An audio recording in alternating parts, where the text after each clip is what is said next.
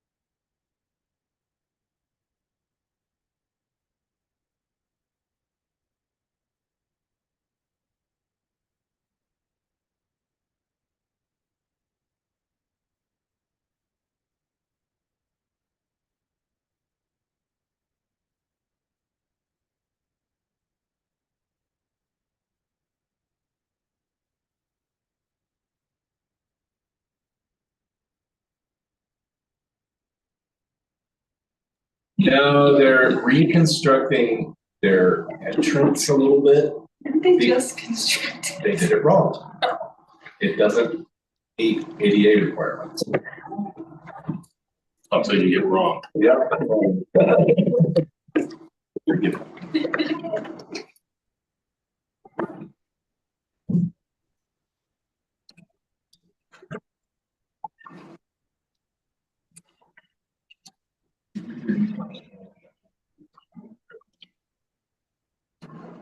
We just have Zach. Zach and what's it? Celebrating Cinco de Mayo. Yeah, yeah. I get that. I'm bringing my daughter to. Oh, I heard you talking about that. Cool. Exciting. And we have one back. Get back. We do. Decision from the he texted me Want to be a lawyer? at Wisely because he was No, I can't imagine. he was flying in California Oh, hey, Dennis. at 2:00. No, actually, it was pretty nice. Just getting out of the city now. Won't have time before work session. You know, but he was going through all the construction, so that was. Well, I think Tammy's presentation and Zach are pretty great. Yes, they are. Maybe for a little bit. Yeah, we can hold for a few minutes. Well, our first item, well, we don't have to vote for anything. So Yeah. we have to hold.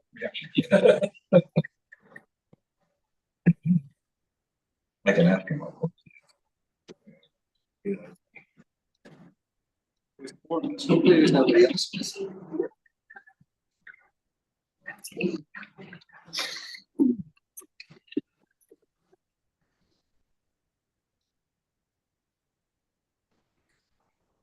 One thing I didn't think would be fun. I didn't anticipate.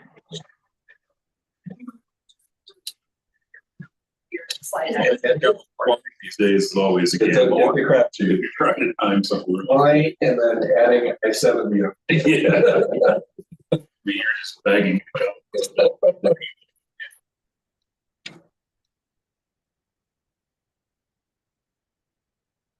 Came from Britain running and Glen Canyon post for like 3 hours. You did really? I texted Rick, I was like, I don't know if it's gonna open, but I have my computer. So apparently, Rain still No, slides? it's just an accident. just an accident. Yay. You're right here. You're right here. Take your time. We're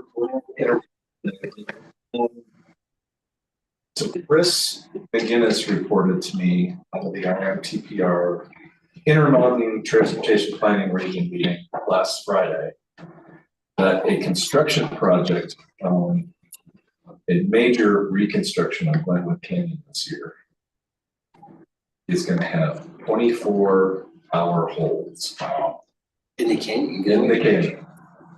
Like anticipated holds or random? Well, Like, I am certain they're going to put out information to the public just like they do on the Adams Springs project. But I mean, that long of a hold on I-70 is going to cause major issues. Good, man. For what? So anyway, more Stacy, we ready? All right, everyone, this is calling to order. It's calling to order. Frisco Town Council work session for April 22nd. First up on the agenda today is actually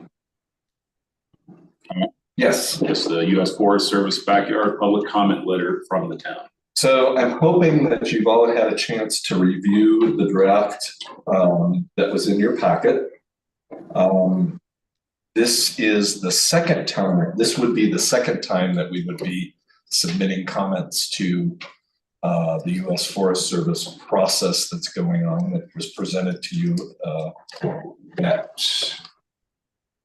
2 meetings ago. So the public comment period goes through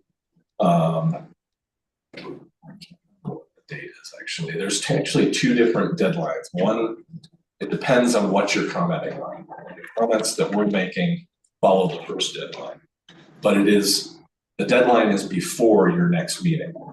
So we needed to get this in front of you so that you could indicate to the mayor whether it's okay for him to sign this and turn it in its current form, if you'd like revisions to that, anything that you'd like to discuss. So I read it. I have nothing to add or take away from it. Anyone else? Everything consensus is to Tom that we're all good with it. And I'll let the mayor know that you said that. Okay. So you're already at us. Okay, so no replies needed to the mayor. Okay, that's awesome. Next up on the agenda, we do have two new council members with us, and here today with us is Tammy Tenoy, who I think when I went through this, gave the best training presentation I've had, as far as some very interesting details. And her topic tonight is going to be Sursa elected officials onboarding training. And I think, Thad, you'll probably add some comments at some point too. Please do. Tammy, please go ahead. Thank you very much, and good afternoon, everybody. Thank you so much for having me back. I guess it's only been, a year or so? About a year, yeah. About a year, yeah. Yeah, so I really appreciate the opportunity to come back, and especially to meet the two new members of the council. How long have you guys been in this position now? It's about 2 months. 2 months? Did you share that? Third meeting? Yeah. How's that? Is it everything you ever dreamed and thought it would be, and more? We unfortunately, they hopped in right at some really heavy times of some decision making. So we've had some very long meetings for them, and this one's a little lighter tonight, so. That would be the case. Yeah. And the other two, how long have you guys been on the council? I'll be going my second year. Okay. Actually, probably around this time. I guess I'm starting my second year. Came here second year, but when I was on 2014. Okay, great, good to know. Yeah. And Thad was talking about litigation around your charter, and it reminded me that I owe him an apology. Because I actually wrote that charter back in the day. And I have to admit that I didn't really much about that particular part of the charter. It's one of those things where you just borrow it from somewhere else and you're like, sounds good to me, Yep. right? And then you get told it means more than you thought it did. Way along. So, yeah, and I think, it's okay, it was an okay result at the end of the day, but it was definitely shocking. The first time I heard that all matters really does mean all matters, and I'm like, should have been a little more careful for that, yeah.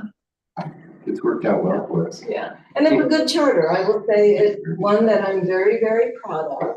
And I happen to know that, with imitation being the sincerest form of flattery, that the fact that kind of somewhat replicated itself, I think it means that it's a good charter. So, In Hayden, among other places. yeah, yeah. I'm curious where you know of. You know who else did. One of your close neighbors has a very close version of it, changes in some, I think, fairly vital parts, but yeah, one of your close neighbors has that charter too.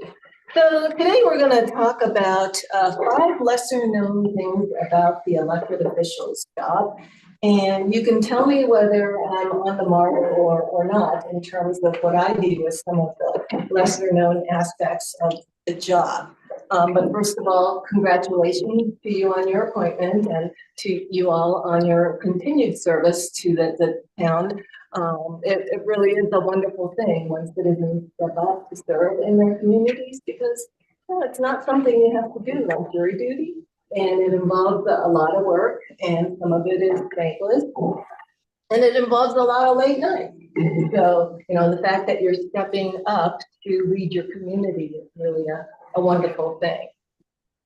We do at CIRSA have some resources for elected officials, so please check out our website at cirsa.org.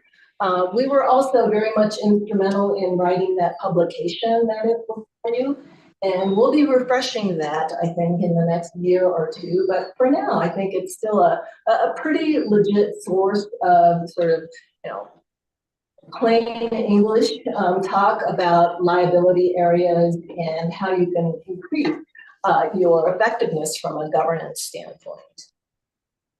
So just a little bit about CIRSA, because sometimes I'll get through an hour of talking about what we're going to talk about, and then the one question I'll get is, and what is CIRSA again? So I just want to say that CIRSA is actually your public entity self-insurance.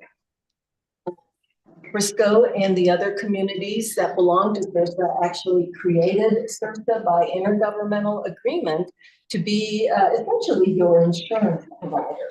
So among other things, we provide property and liability coverage to the 90% of cities and towns throughout Colorado that are CIRSA members. And so many times when there are claims or litigation against the town, they do trigger coverage, and so we become involved, partner with the town to ensure a resolution that is legally sound and works from your standpoint as well as ours. So that's what we do at CIRSA. Also, we very much view the governing body as sort of at the very top, not in terms of just being literally at the very top of the org chart, but really being a critical part of risk management. I think you all set the tone for the community as a whole, and so whatever tone you're setting can really have consequences from a liability standpoint. When things are dysfunctional in a community, that tends to reveal itself in many ways, but in part in the form of claims. Would you back me up on that? I know you've had your share of troubled communities that have been fortunate to have you, working with them from a legal standpoint, but isn't that true? Absolutely. Yeah. The better the council works together, the better the community works.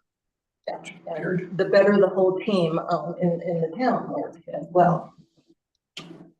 So today's topics, and please take a quick look at this topic list and tell me if there are any other topics that you would like to cover, or if you think of any as we're talking, please let me know, because I think between Dad and myself, we'll be able to cover them. So number one, in terms of things you might not have thought about in terms of your positions, the need to consider private communications to be mostly a thing of the past.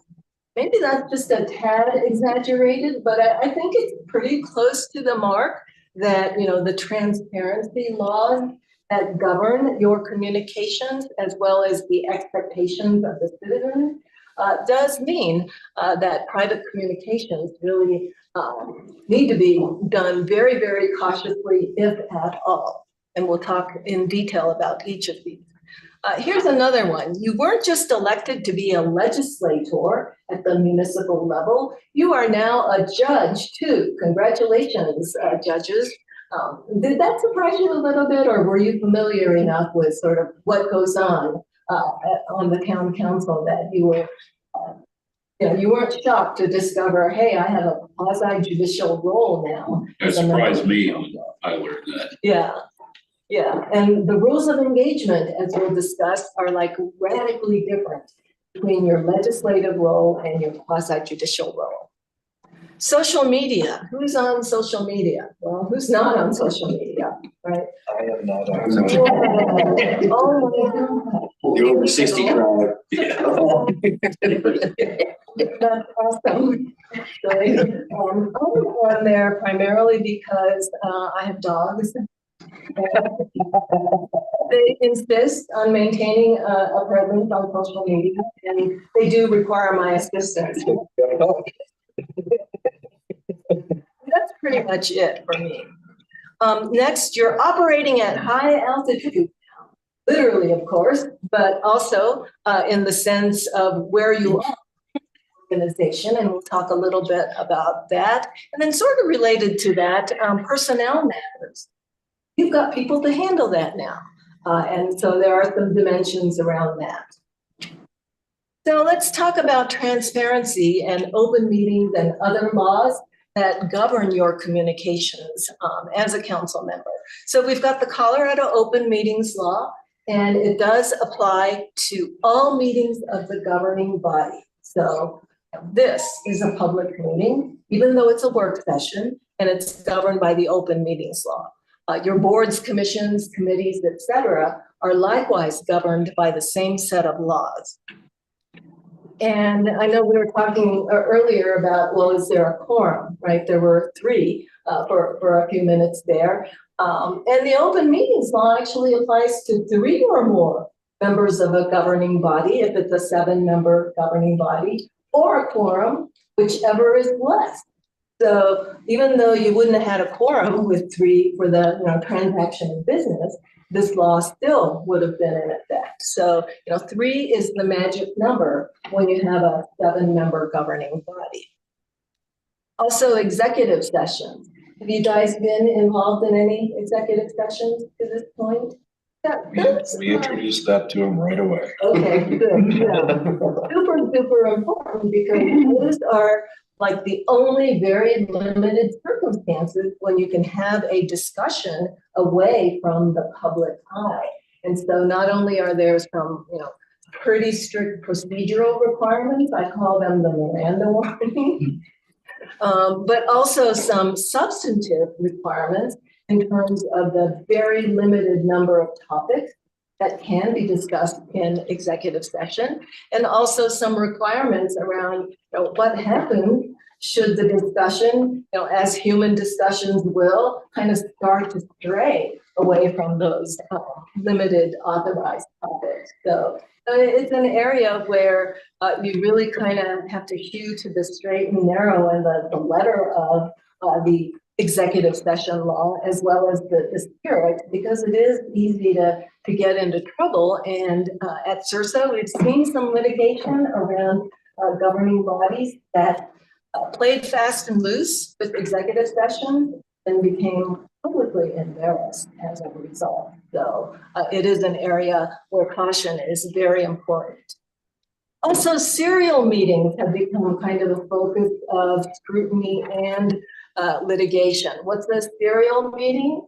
So if you were to say to yourself, well, 3 is the magic number, right? This law kicks in. So why don't we just have meetings 2 by 2 by 2 by 2 until we cover all 7 of us? Does that sound like an appropriate thing to do? I go back way before that. And so back in the day, I was like, well, okay, it's not 3, so go ahead. Right? But when you think about it, having serial meetings 2 by 2, even if it doesn't necessarily violate the letter of the law, does it kind of play fast and loose with the spirit of the law? Right? I think it does. Have there been places that have gotten In trouble? in trouble with that? Yes. Okay. Yes, there have been. And, I don't know that we yet have any definitive court rulings on it, but definitely judges have frowned upon it. And I think rightfully so. And is that kind of, if through the 2 by 2s, a decision has been made and that decision then doesn't get also publicly discussed and decided? Yeah, especially if that is the case. But really, the OML doesn't just say decisions have to be public, it says decisions have to be public, right? And so for those reasons, I would discourage, at this point in my career, the holding of 2 by 2 serial meetings. It doesn't look good. And one of these days, somebody's going to make that law in a definitive way, or the legislatures are going to step in and say, no more of this.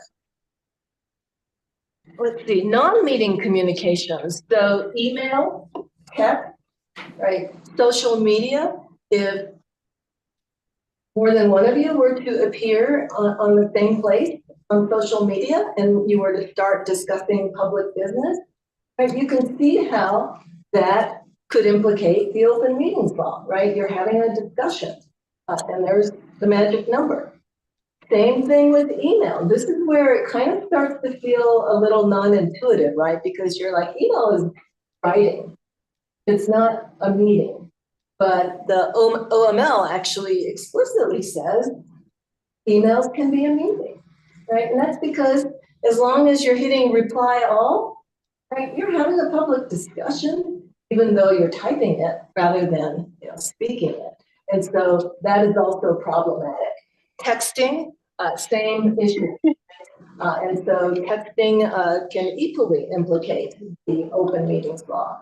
Where this has gotten a few people embarrassed, and I don't know that there's been any litigation around it, but people were discovered, council members were discovered to be texting one another on the dais during public meetings, doing their little private commentary about that meeting. Is private commentary about a public meeting still a discussion of public business? Well, it sure is, right? So that's also not cool. And again, one of the lesser known ways in which you can kind of get into trouble. I mean, I remember, most municipalities and counties dealt with this, or public bodies, during COVID. When we first really went to a lot of electronic meetings, and it included your legislative body, it was properly noticed, but people weren't used to being in that electronic meeting and not being able to text their colleagues. And we first discovered it, then we had to do something about it. Yeah, interesting. Yeah, that would kind of naturally happen if you're kind of all in separate places and can't do that. You might be doing, yeah. So the thing about electronic communications that's especially kind of scary is that, yeah, it implicates the Open Meetings Law, but it also implicates, of course, the Open Records Act, because they're written communications, right? And so the Open Records Act is another transparency law that basically says, any document pertaining to public business can be requested by the public, right? Any member of the public can say, hey, I would like to see all of your emails about public business for the last 2 months. And would the town clerk's office have to cough that up? Okay.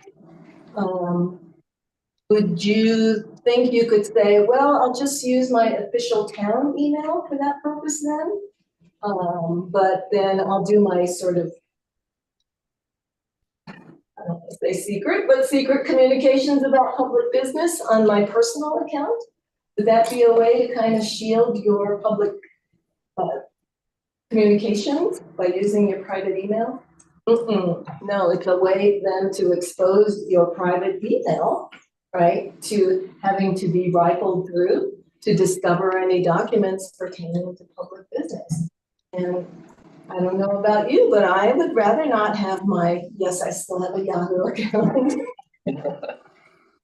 I would rather not have that picked through, because then it would be revealed how many pairs of boots I buy on Amazon on a regular basis, and that would be very embarrassing. So, but that's what we would have to do, right? Is have to go through each of your emails wherever they're lodged and say, okay, which of these satisfies the request? So I think you do want to exercise caution to make sure that you do limit your communications about public business to your town email, so that they can be easily retrieved should there be a request for them. We've had council members in the past or in other places that I've worked that for ease of going through their email have funneled their email to the same place. And that's not a good practice either, because that mixes them on a place that you may not want to be mixed, and it opens it all to public scrutiny. On your point on it, I'm doing open records as you finish. Okay.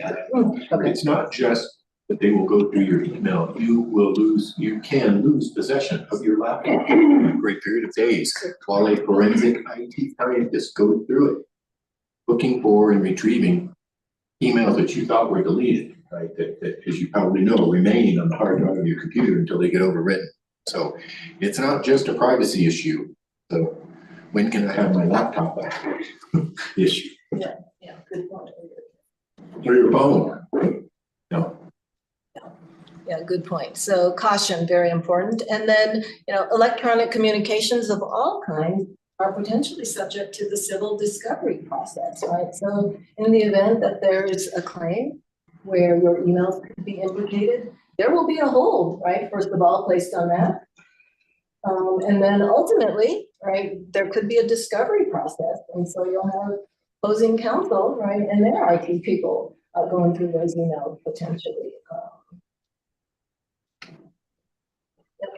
So see what I mean about communications no longer being very, very private when you're a public official. Do you want to put a point on that about First Amendment and social media?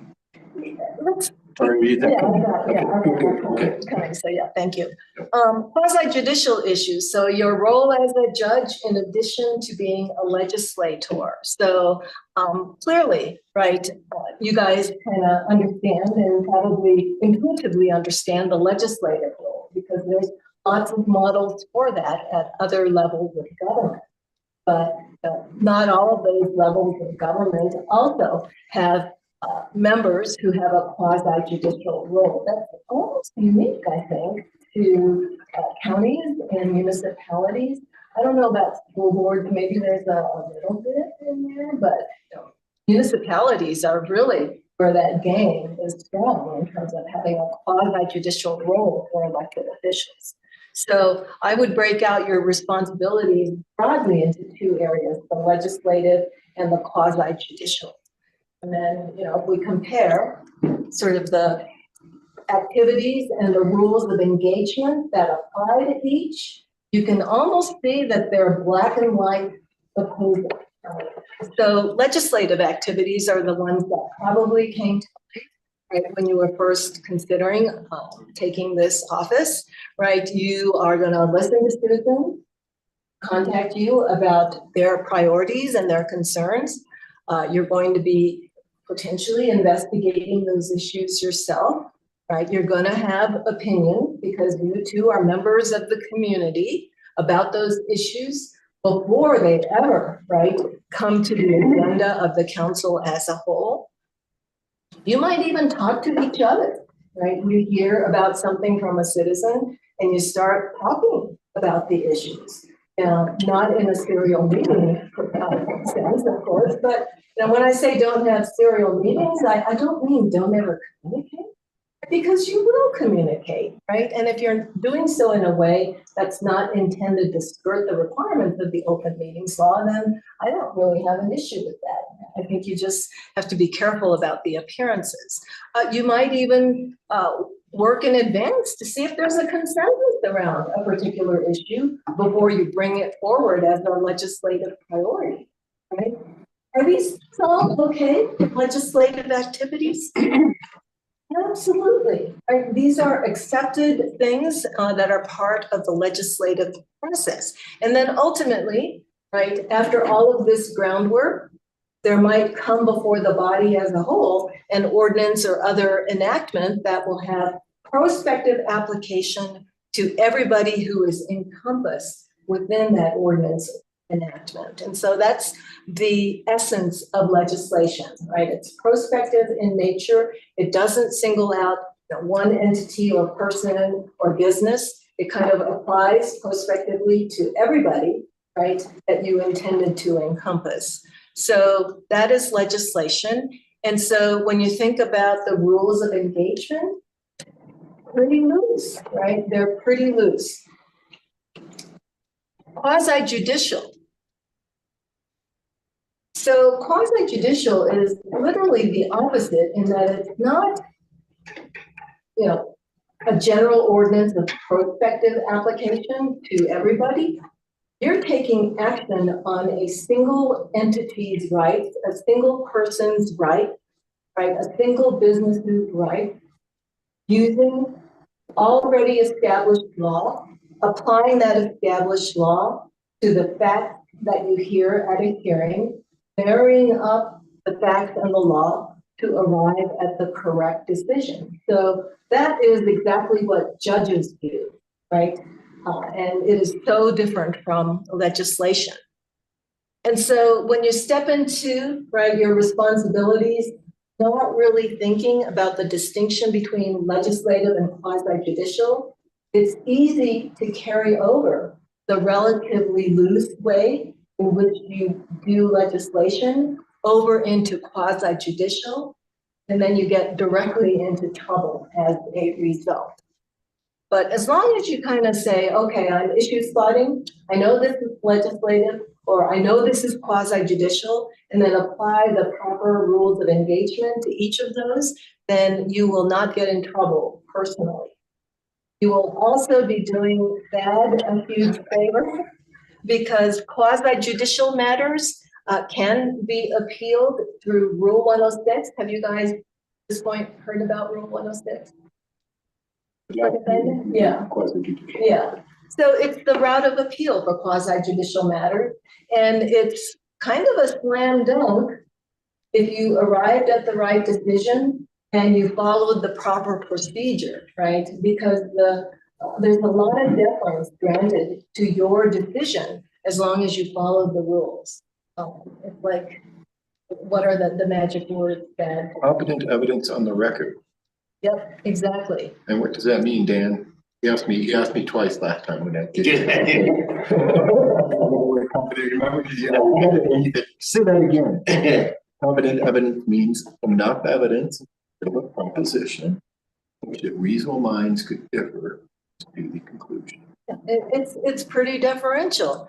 So, you know, abuse of discretion is another way. Like, use discretion. We would never do that, right? And so it's a pretty deferential standard. As long as you follow the rules, that's going to hand you a winner, right? So that's another reason.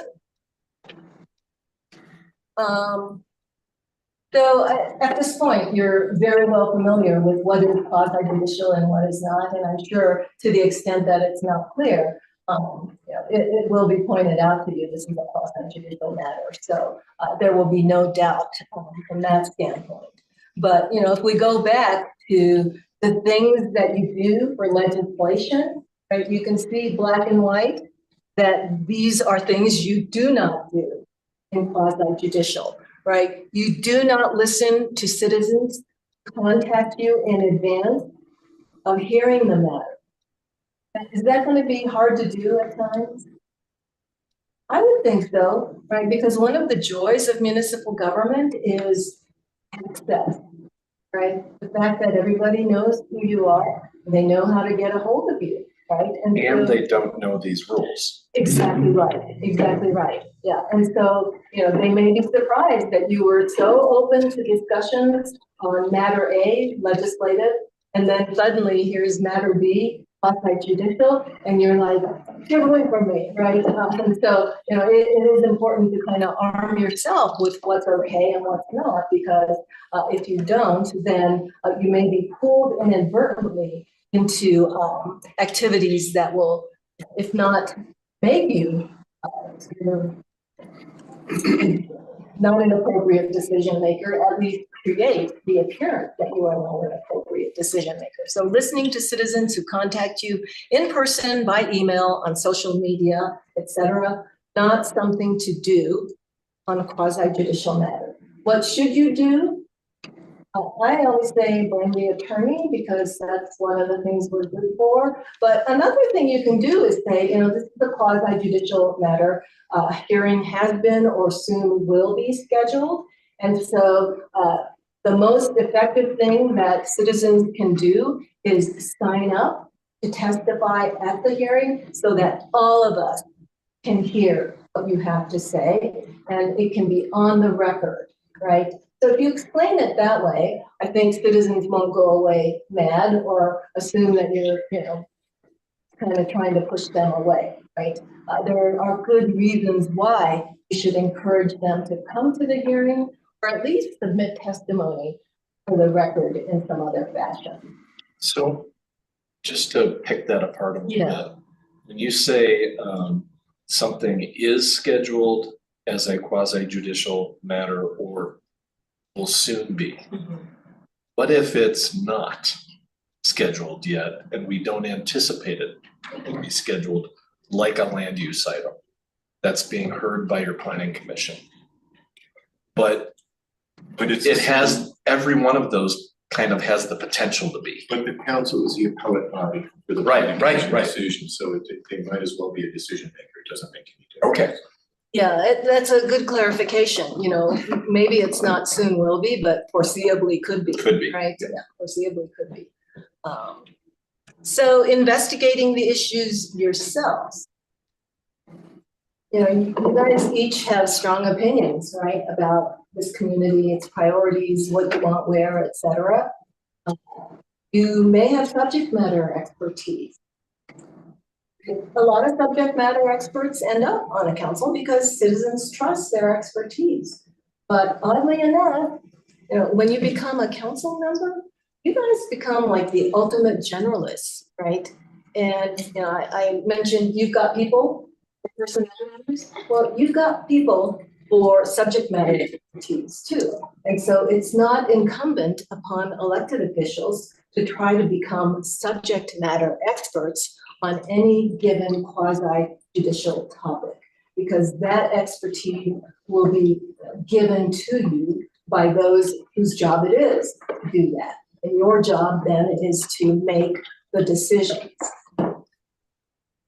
It may be that you have a subject matter expertise that naturally lends itself to being shared, right? Attorneys, of course, are the worst offenders in that regard because we only see the entire world in legal terms. Everything is a legal issue. And so I'm the expert, you ought to be looking at me, right? If I were a member of the council, I might be inclined to feel that way. I've been a member of a nonprofit board, and you bet, right? I threw my weight around when I thought it was, you know, for good, not evil. I'm trying to characterize it as a legal issue. Look at me, right? But then we didn't have quasi-judicial matters on a nonprofit board. So that was, you know, maybe out of line, but certainly wasn't unlawful behavior on my part. But you can see where subject matter expertise could cause one member of the council to have undue influence over the rest of the council in terms of, you know, being looked at as the expert. Right, and so you don't need to do that, you shouldn't do that, because each of you stands on your own as a generalist. Each of you holds 1/7 of the power and the decision-making authority of the council. Let's look at another one. Oh, investigating the issues yourself. So you're like, well, okay, I got the planning commission, I'm a little bit dissatisfied because it didn't seem to cover a couple of areas where I have questions. So I want to go out and investigate myself. Is that an okay thing for a judicial decision maker to do? Because at that point, you're not a decision maker, you're an investigator, right? So no, that is not an appropriate thing to do. And I do remember a Rule 106 action where I was defending the city council, and I had two members of the council actually state on the record the investigation that they did themselves on a prospective land use application. I've seen that happen before too. Right. John, this body, not in this body, the previous one that we did before. So in this case, it was like, well, your business, I happen to know, uses bright orange in all of its branding, including the building fronts and all of the signage. And I happen to know this because I visited one of your sister businesses in the town next door, and the orange was so garish I couldn't, right? And so I'm voting no. Was that appropriate? I thought that was a sure loser. Thank goodness there were 7 other members who hadn't done that. But if there had been a majority that had done that, I think we would have lost that Rule 106 for sure. And so investigating, lobbying and being lobbied, right? That's okay in the legislative context, right? But in a quasi judicial matter, each of you has to make up your own mind based upon the evidence that you hear and the law that you apply. And so lobbying and being lobbied are inappropriate. Working in advance to create a consensus. Needless to say, right? Judicial people do not do that. They don't work in advance to do anything. They listen to the evidence and then render a decision. And this is an interesting place where I have seen a convergence of working in advance via email communication, right? And somebody got suspicious and asked for the emails about this particular topic, and lo and behold, right? Council members were typing amongst themselves. This is a great project. I fully intend to vote yes on it. How about you? Said open meetings. Exactly. Exactly, right? And working in advance to create a consensus. So yeah, it's like, oh, please. So you can see how quasi judicial issues, you might think, well, how can I get in trouble doing this? But it's very, very easy to get into trouble. Or having strong convictions, prejudgments that you don't hesitate to voice, share. This will go back a long, long time, but I remember a city council that was the liquor licensing authority, and they had one member who was completely opposed to every liquor license. And her perspective was, well, liquor leads to dancing, and dancing leads to sin. And so I've got my finger on the no button on every liquor license, every time, no matter what. Was that appropriate to have strong personal convictions? Well, you gotta respect her. She was very consistent, but was that one of the legal criteria around granting or denying a liquor license? Most definitely not, right? And so I remember Charlie Keeganmeister, remember him?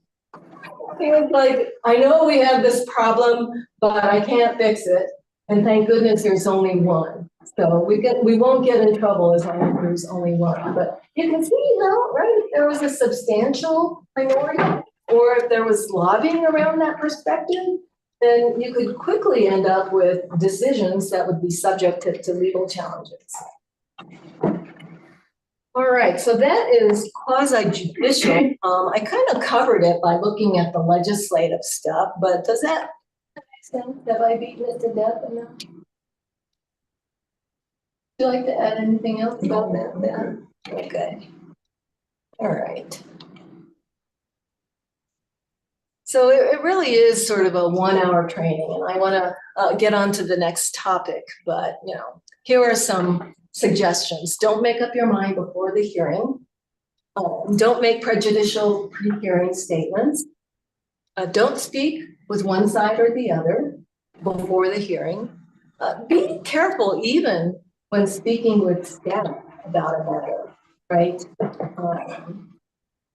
Because you can kind of betray, right, that you have a perspective or a fixed idea of what you want the outcome to be by asking pointed questions, right? Or saying, I want you to research this part, right? Give me some ammunition to say no, kind of thing. And so you do want to be very, very careful in speaking with one side or the other, or really with anybody. I don't know if pro and con petitions are even a thing much anymore, but yeah, don't sign any of those about a pending quasi-judicial matter. And of course, don't be a witness at your own hearing. So, in this regard, have you guys ever been in a hearing where you were like, I wish somebody would testify about this because nobody is touching on this particular area, but I happen to know? What would you do if you happen to know, but it didn't seem like anything was coming out in the testimony? Did you say it yourself? The question of the appropriate individual. whoever's providing you with the testimony you have a question about. Yeah. Or whoever's in the best position to know. Yeah, Could be staff, could be the developer. yeah, in our Garish Orange example, right? Okay, he drove by, right, a similar development, but he didn't have to say that. He could have said, oh, by the way, Mr. Witness, you know, what are your brand colors? And how do you intend to incorporate them, right, in the building farm? Franchisees have options in using those colors. Yeah, exactly. So I think we've covered this enough, but suffice it to say that if you do these things like lobbying one another, talking with citizens, et cetera, then, you know, enough of those can end up making you guys look like biased decision makers, which is the last thing that you want to be, right? You want to be and comport yourselves as unbiased decision makers. And so, you know, when we talk about ex parte or outside the hearing context, we are literally trying to preserve your prerogative to participate in the hearing without being challenged. So I had a mayor once listen to me on this presentation for a while, and then she said to me, Tammy, all these rules around ex parte contacts, you lawyers just make them up to try to control us. And my feelings were hurt, man, because you know, I'm literally like trying to protect your prerogative to participate and also protect like the integrity of the decision so that if it's challenged, it will be defensible and we will prevail. They're literally our only motivations for that. I talked with them last week about what about the ex parte communication you cannot avoid? You're trapped in the line at the grocery store. And no matter how many times you say, I really need to hear this from you at the hearing, this could impact the integrity of the decision. They won't stop. And it goes on, it goes on. And I've told them, disclose it, tell me about it. We will rehabilitate you at the hearing. And by rehabilitating, it simply just means letting the other side know of the communication and its nature. So they have a chance to respond. As I've told them, there's nothing illegal, unethical, and moral about the ex parte communication. Not having one and then not disclosing it, you know, try not to have them, but if you can't avoid it, disclose it and all will be well. Yeah. It's a very cleansing power. So just because I'm still learning a lot about all of these things, let's say somebody comes up to us with a topic that we're not sure if it's quasi-judicial or legislative. We hear them, then all we need to do is just let everybody know that we heard this when we learn that it's quasi-judicial.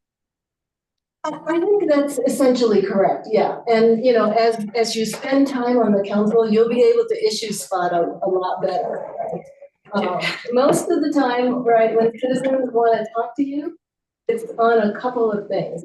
One, purely administrative matters, or two, litigation matters, right? So they're really not there to talk to you about broad policy issues. What if, you know, what's vision? So they're probably wanting to get specific. So, you know, I would have your antenna up whenever that happens. So. Social media. So I just don't need to say a whole lot about this because you guys are exercising some really good best practices there in terms of staying up. But unfortunately, not everybody is. And so we got to talk a little bit about the case law because it's largely pretty good. And yet, if you talk to the city attorneys, if you talk to, you know, me or Pam Light, the legal beagles at CIRSA, we're like very cautious because even though the case law as given to us by the U.S. Supreme Court is actually not bad, there's lots of good reasons to continue the way you are in terms of limiting your activity on social media. So we had this case a couple of years ago, and there were there were two cases, and it was funny that the one case that went up to the Supreme Court that received the most notoriety actually involved a city manager. But he was a public official, you know, just like any other public official. And so the case law that he made applies equally to elected officials. So the question revolved around, you know, when can a public official end up running afoul of the First Amendment for blocking somebody on social media, right, on a sort of public discussion page. And so Supreme Court was pretty deferential and said, number one, right, in order for the potential for liability to exist, that official must possess actual authority to speak on the city or town's behalf on the particular matter at issue where some kind of block, right, was put on. Now, ask yourselves, as individual elected officials, how often am I the one in actual authority to speak on behalf of the town? Not that often, right? Yeah. The mayor, right? Yeah, exactly. So that in itself was a pretty good win, at least from a liability standpoint. And then secondly, the official must purport to be exercising that authority, right, when speaking or suppressing speech on those social media posts. So not only do you have to have actual authority, but you also have to say, as a council member of the town of, I hereby exercise my actual authority to. When was the last time that happened? Never, right? Everybody does social media stuff as their own opinion. And so this is one hint, if you're ever on social media, you can preface the statement, you can preface the whole page by saying opinions are my own only. Right? I'm not purporting to speak on behalf of. That's one way that you can help shield yourself. So this is a pretty good case from that standpoint. But still, you know, this poor manager, right, started out with a personal page. Then when he was appointed as city manager, he made that personal page kind of somewhat public. And he still posted pictures of his daughter, etc.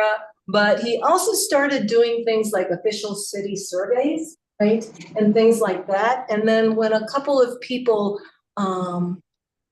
started becoming trollish on his page, right? He started blocking them or deleting comments when he thought they were derogatory or stupid. Seems like kind of a natural thing to do, but he did end up going to federal district court and to a federal appellate court, and it went all the way to the US Supreme Court. And so even though the result was a good one, would you say that he was a loser anyway? Yeah, right. Who were the only winners in this? The attorneys. The attorneys, yeah, thank you. Right? Because it was years and years of litigation and years of uncertainty, albeit a decent result at the end. So that is what, from a best practices standpoint, you know, using caution in social media continues to be our best advice. And also, this case was a very narrow issue, right? When are the federal civil rights laws violated, right, pursuant to the First Amendment, because you blocked or deleted somebody or somebody's post? So it's a very narrow issue. There's a whole world of other laws that can be potentially implicated, right, around social media, like defamation laws.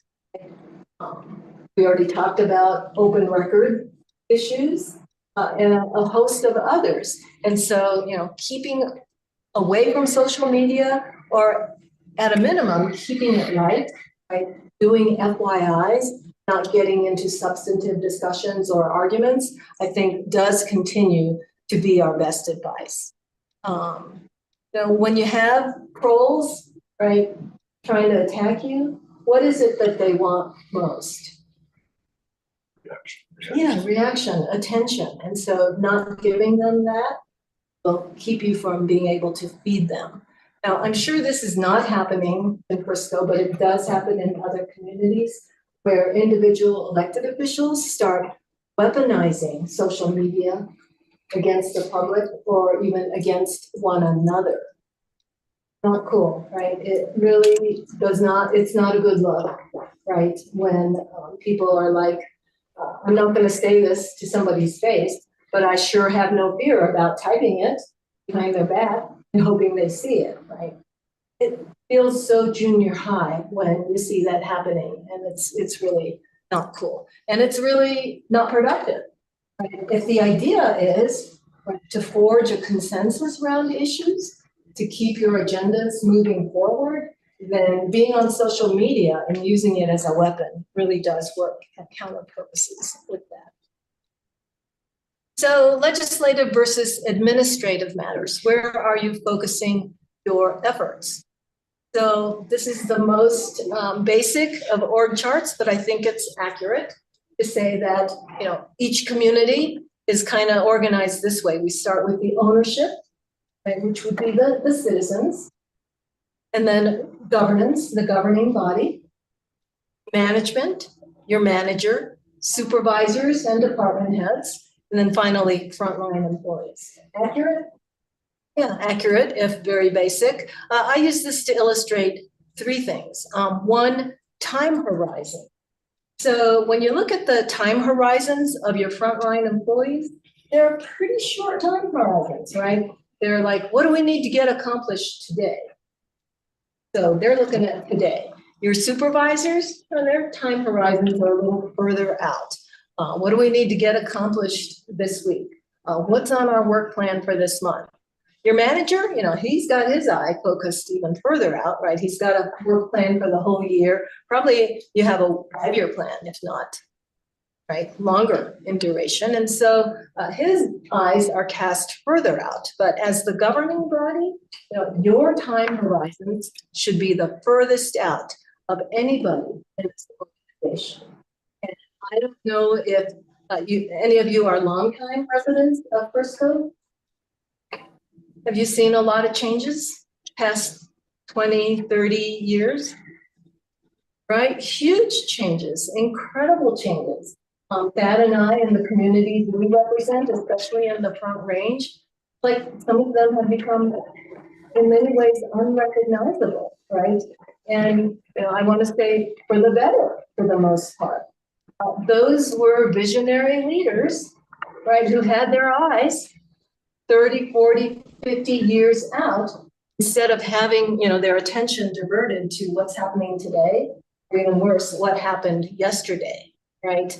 And so when you've got like big, weighty issues of the long, far ahead of you future, it can become easy to focus instead on the easier stuff, like what happened yesterday, what's happening today. But when you take your time horizons, right, too close, then you're encroaching on other people's, right, purview, and you're not keeping your eye where your eyes should be. Dealings within the chain of command. This is Tammy's rule of not jumping up or down more than one level in the organization. And so here's the rule.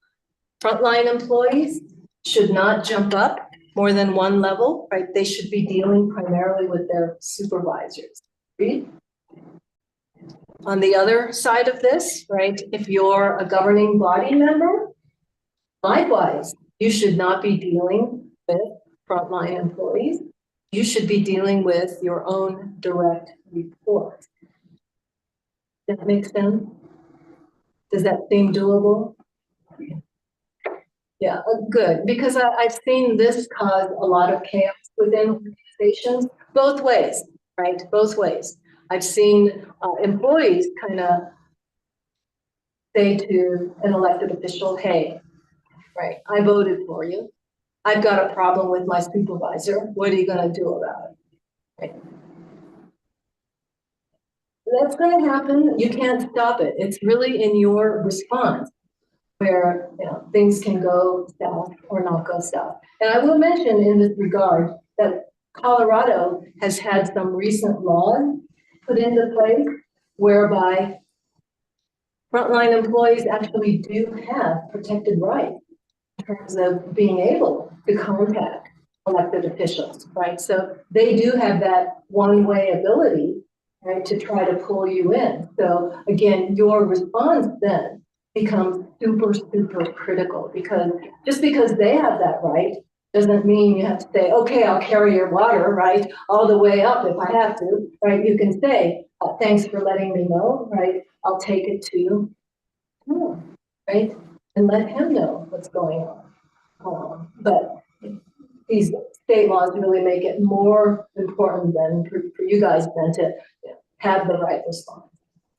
Frisco on this issue has a more detailed charter provision than most. Mhm. Thank you to wise You're welcome. drafters. A lot of them only contain a sentence. We have a whole paragraph. The title, Relationship of Council to Administrative Service. So I won't take any more of your Yeah. time, but I recommend it to your reading. It's one of the more strongly worded ones. Good, you know. And then no redundancy. You know, when you look at the administrative side of the organization, there's I don't want to call it redundancy, it's not quite the right word, but there's an ability, right, when there's a vacancy, when people are out for an extended period, right, whatever, that people can cover for each other, right? It's one of the great things about having an organization, right? You can have one person out and the rest will pitch in, right, and make sure that the work continues to be done. But let's say at the level of the council, you know, a couple of you or more than a couple of you had your attention diverted away from the big picture, high altitude priorities of the organization, and you got pulled into what's happening today or what happened yesterday. Is there the rest of the council or other people who are going to be able to say, okay, well, they're out for the count, we'll just pitch in for them while their attention is diverted? No, because there is no redundancy at your level. So there's no ability for anybody else to be able to say, okay, well, we'll pitch in and we'll cover for that person while their attention is diverted. So this is an area that I think is related to legislative versus administrative, and then, you know, your role versus personnel matters, right? And this is where I think I mentioned your charter. There you go. There it is. I love this charter provision, right? You're right, it's the whole paragraph. It's the whole paragraph. It's not the typical sentence. Good grief, yeah. So except for the purpose of inquiry, the council, each member, the mayor, and each council committee shall deal with the administrative service solely through the town manager, right? And no elected official shall give orders to any employee of the town, right, publicly or privately. Now, we do have the except for purposes of inquiry, right, to say each member shall deal with the town manager solely through the mayor. And so there's this sort of inquiry exception, right? But I'll just say this about inquiries from council members. I don't know if you think of yourselves this way, but at this point, once you took the oath of office, you became the center of the municipal universe. I'm not exaggerating, am I? Right, you are the center of the municipal universe, and the eyes are on you, right? They're looking at the questions you ask. They're looking at whether you're smiling or you have a frowny face on, right, when they're talking. And they're listening to the questions that you may be asking for purposes of inquiry, right? And you may be saying, I just wanted to ask the question for my clarification. So I picked up the phone and called. But what the other person may be hearing at the other end of the line is, how high do I jump? Right? Because you are the center of the municipal universe. And so they're trying to read into it, right? Everything you say, do, your facial expressions, because you have that importance within the community. And so I do think even using this inquiry exception has to be done with great caution in a private or a public context. And so, yeah, go ahead. It's very similar to being the commander of a military unit or being a high-ranking officer. when you walk in and talk to a group of soldiers, I've had a little bit of experience with this. They think you're giving direction all the time.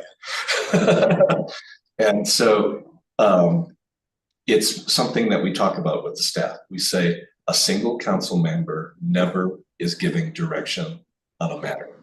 If we need direction on a matter, we take it back and get direction. Doesn't mean you don't have preferences and things that you want to see happen or not happen, as the case may be, but we talk about that so that people are reminded when they talk to you that it's not specific direction. Yeah, good analogy, Tom, yeah, and so that makes it sometimes a lonely job, I think, right? Because you have to be real careful about not just the realities, but the appearance of the ways in which communicate with other human beings within the organization, so. Yeah, so your question for clarification could be an order or instruction from the receiving end. So, it sounds like you guys have talked about this issue and that you have established a process, and of course, we try to provide some guidance. So, when in doubt, run it by Tom, right? He'll get the answer that you need. I think that's always the most comfortable way of doing it. And of course, there are times when you literally are a citizen, right? Wanting to know something that you need as a citizen. And so I'm not saying you can't even do that, but still, once you put that council member hat on, it is on for the duration. So you have to be careful, even when you think you're just asking as a citizen. You're not seen as a citizen within the organization. Speaking with one voice, I think, is kind of related to it. Have you guys been in the situation yet where the vote was 4-3 and you were a part of the 3 or 6-1? Yeah, it happened and it's painful. But the worst thing you can do then, as sort of the dissenters in any given decision, is to say, well, that's not my decision, right? It is the decision of the body, and I will respect it until I didn't vote for it, because at some other time, I will be part of the majority, and I would expect the same kind of respect from those that voted on the other side from me, right? So speaking with one voice, very, very important. Using your direct reports effectively as a resource, and then speaking in terms of we, not I. I don't sense this as an issue in Frisco, but certainly if you were to model yourselves after other levels of government. Be better modeling opportunities available. Yeah. But municipal officials currently are the grown-ups in the room, okay? So thank you very much for being the grown-up in the room and modeling, right, how to work with each other, how to communicate with each other. And one of those modeling behaviors is speaking in terms of we and not I, right? Even before, these times of turmoil, I think it was very frequent to see, right, individual, be it commissioners or state legislators, and certainly at the federal level, they're all I, right? I. And I kind of feel like that's one of the natural consequences of partisan government, and I'm not saying partisan government is bad at all. There's a place for partisan government, but it is not municipal government, right? Municipal government is nonpartisan, and so, speaking in terms of we and not I is very, very important, as is your responsibility to try and sort out and reconcile differences as opposed to standing on differences and committing to honoring, the priorities and the agenda of the council as a whole. Does that make sense? All right, so many of these topics can be explored in greater detail. Sam Light or I are always happy to come back for training on any of them, and I hope you'll take a look at our website and peruse the publication. Okay, thank you all so much. Thank you. Thanks, Kim. We have some time for a break. We have. So you would need, We have the appointments, yeah. that was scheduled for 5:30. Yes, you do. Let's take a 10-minute break. Good call. Yeah, you're doing great. Belly hours.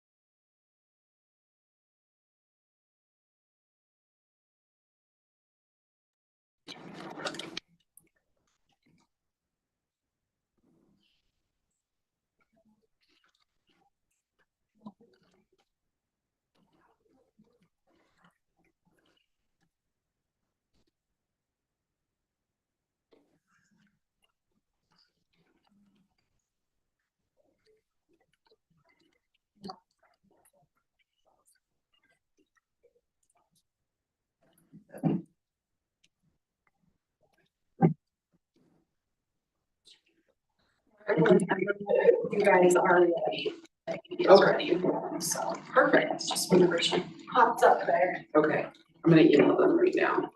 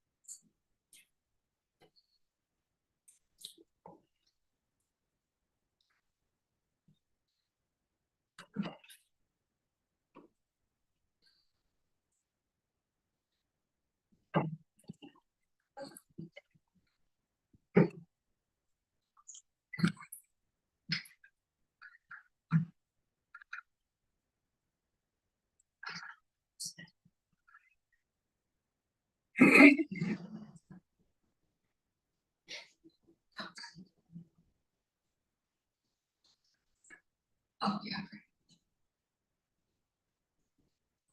So apparently the amount of sports betting that's going around who's gonna be the next pope. Oh. Really?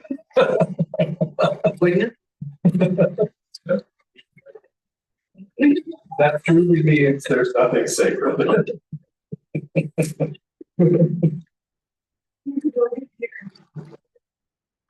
That's a good. It's a great movie. Yep. Yeah. It came out with theaters, I guess, probably. It's good. It's a really good movie. It was very good. It probably makes it a lot more interesting than it actually is. But there's definitely that we know nothing about.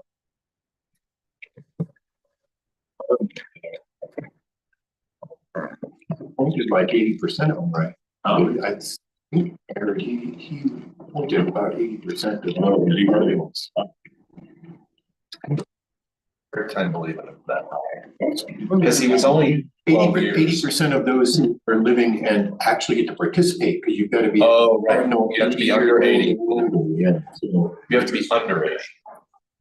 under 80. I think it's under I thought 80. you had to be over 80. At any rate, I believe of the voting membership, be appointed like 80% or something. One would think the church would ban. What's this? Gay people, right? Yeah, Well, that's where the politics. yeah. Hopefully no murders. Yeah. And you can go back to Dan Brown movies. Yeah.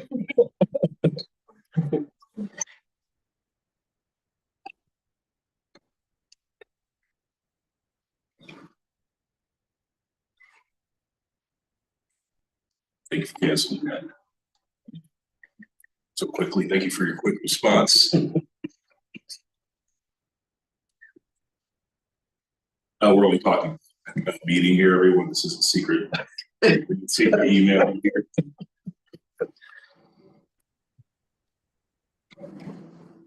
Alex is on. Okay, Are we good? how do we make her present? I'll make her bigger. Make her bigger or make her present? And yeah, can you give me sharing request? Or share screen? And hello, everyone. Great to see you. Hello. Everyone, as Stacy gets everything prepped, this is the discussion of the 95% comprehensive plan review.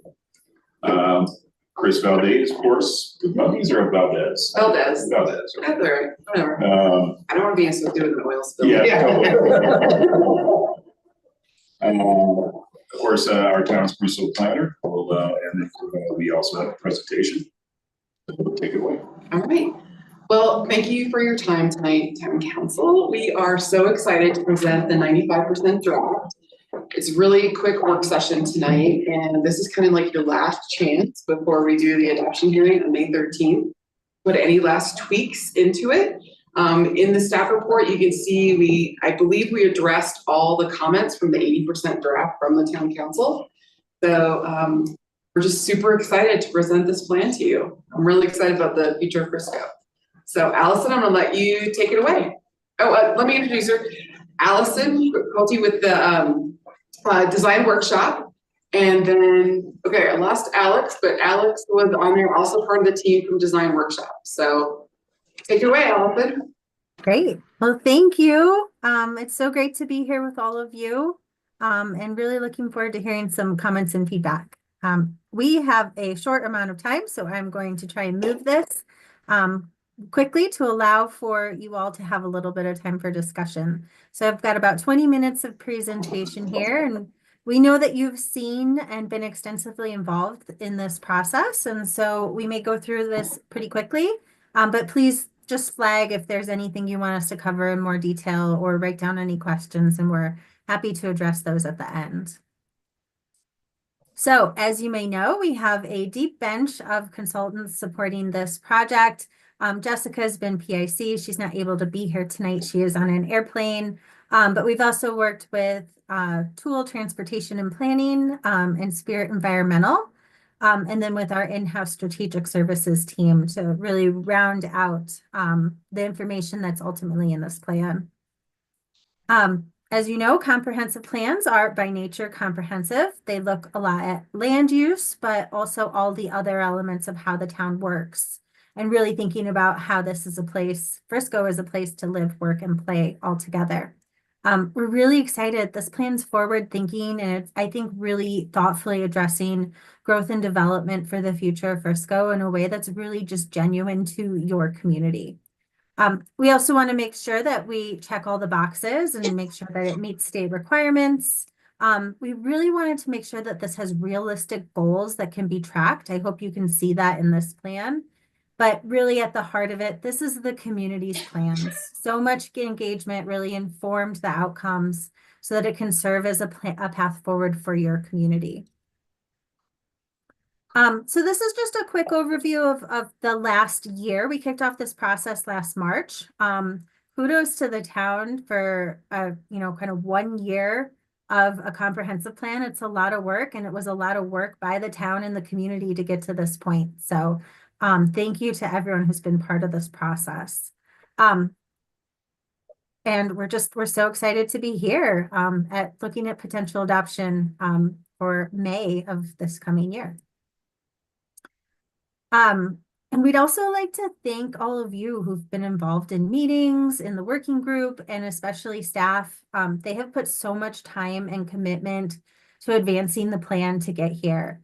And so just a huge thank you to all of you who've reviewed throughout different parts of the processes, for staff and their involvement. And I think it really speaks to the strength of this plan moving forward. So we'll share really briefly project process and key milestones through where you can reflect it in the plan. And so the first thing is we know that Frisco's done a lot of great work in the past, and this plan intended to build off of that. So to ensure alignment, we had a past plans review. This is all captured in Appendix C, as well as just kind of on one summary page within the document. We also know that context is critical, and so we did a robust existing condition summary. We developed 4 separate memorandum. Those are also found in the appendices in great detail, highlighting everything from economic trends and a market profile, an ecological assessment, transportation assessment, as well as kind of an overall understanding of the physical planning of the community. And this information was really important to make sure that we're moving forward from a solid foundation. My favorite part of this project has been the community engagement. We had so many wonderful conversations with community members, everything from focus groups with over 73 participants to pop-up events outside coffee shops, and even attending a middle school football game. We had some really great conversations. This section of the document tries to capture a summary of some of those comments as they informed the outcomes of the plan. And all of the different engagement summaries are captured in the appendix of the document as well. We also had a wonderful community working group.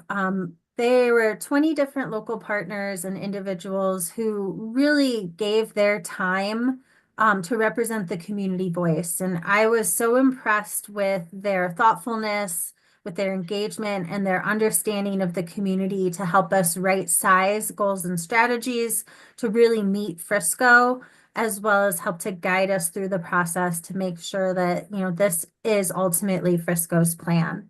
And so just a huge extension of gratitude for all of the participants who dedicated their time to this process.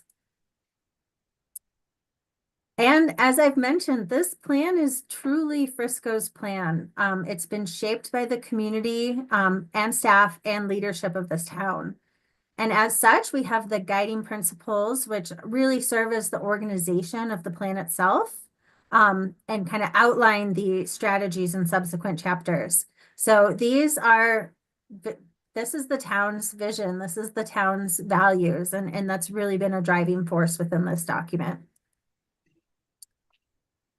During our engagement events, we focused on understanding different ways that Frisco could address growth in the future through scenario planning. And each of these ideas you see on the screen had certain trade-offs. And we had some really good conversations to gauge what's most important for the community. This was really critical because it's ultimately what informed the future land use map and combined kind of different pieces of each of these three plans into the document that you see in front of you. So here's that future land use map. I won't spend too much time here, but as you all know, a future land use map is not zoning, but it's a tool for how to think about the future. And so this map really incorporates some of your past planning while also thinking ahead to where some moderate changes might be able to incorporate more of a sense of place and more opportunities for housing in the community. And many of those other values you saw on the past screen. And so some of those things are like extending Main Street area to include West Main, as well as creating Summit Boulevard as its own district. And that really came from all of you, where we heard that different parts of Frisco have different needs, and we want to make sure that we can capture the different needs of development in those areas as well. The land use classifications support this map, and they're really more detailed to help guide some of the specific how-tos for development in each of these classifications that you see on the left side of your screen. We gave some pretty robust land use classifications that dig a little bit deeper into what some of those uses might look like, how to think about connectivity within each of these areas, how to consider parks and open space, as well as circling back to economy, sustainability, and equity. So making sure that each one of these areas thinks about those different core values in a meaningful way. We also have a 3-mile plan, which is a requirement of a comprehensive plan. And much of Frisco is within this U.S. Forest Service area and has kind of limited expansion geography, especially with steep hillsides and with Lake Dillon. But the 3-mile plan is kind of this comprehensive look and includes information about what some adjacent planning areas might be. And then staff will provide subsequent information on this plan in a future appendix to the document. But this captures the state requirement and talks about some of the considerations for areas outside the physical boundary of Frisco. And then goals and strategies. This is really kind of the meat of the document. This includes programs, policies, projects, really kind of thinking about the how do you achieve this moving forward. And this is meant to help guide achieving the flume that I just shared, as well as providing more of a to-do list that will help the town in implementation. And so, you know, this this just kind of shows that we have really robustly vetted this plan through the process. We had a 50% draft that was reviewed by town. We had a formatted 80% draft that was reviewed by many of you, as well as the working group. And we've incorporated community comments from an open comment period that had an open survey. All of that has been incorporated into this 95% draft that you see in front of you today. We'll pick up a final round of comments to make that a 100% plan based on any conversations that we hear tonight, as well as some conversations that we heard from Planning Commission as well. And so we'll be looking, we should change the date here today. We'll be looking for plan adoption on May 13th during your formal meeting. So we look forward to seeing you all then. We will be there to answer any questions and talk through that final 100% draft. With that, that leads us to kind of this last piece of the draft discussion. So this draft document incorporates, I'm going to share a little bit on future land use and a little bit on implementation. Those are the two pieces that have changed a little bit since that 80% draft that you reviewed. So once again, that future land use map really supporting as a tool for decision making and aligning future development with where the town hopes to grow. So this can really be a tool when you see different applications come through to kind of guide that check and balance of, does this line up with our future? As I mentioned, we have the future land use classifications, which details out all of those colors on the map through character and design criteria. And then something that we added between that 80% and 95% draft was a discussion around sub-area opportunities. We heard that there's certain differences in area, especially like along West Main. Rather than adding sub-area classifications, we put into the document the opportunities, which really highlights a more detailed explanation of design and planning concepts in these specific locations. And finally, the implementation matrix is intended to serve as a really easy to navigate resource. Once again, big thank you to Chris and Katie and town staff who worked through this list to make sure that it's in alignment with a lot of the other elements of town planning. And so this implementation matrix includes some specific priority actions that fall under each of the goals. It highlights who can take the lead or partner. The LMH stands for low, medium, high. What's the priority and the potential resources needed? And then we've identified areas of alignment. So those icons you see all the way to the far right indicate there might be some crossover or alignment with other values in this plan. You know, it is comprehensive and these things are often interconnected. And so that's that. As I said, I'm hoping to keep it pretty quick, high overview to allow you to provide your thoughts with us and share any discussion points while we have your time. So, any questions?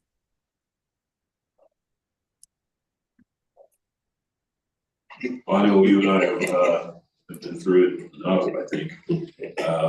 Guys, any questions right now on that?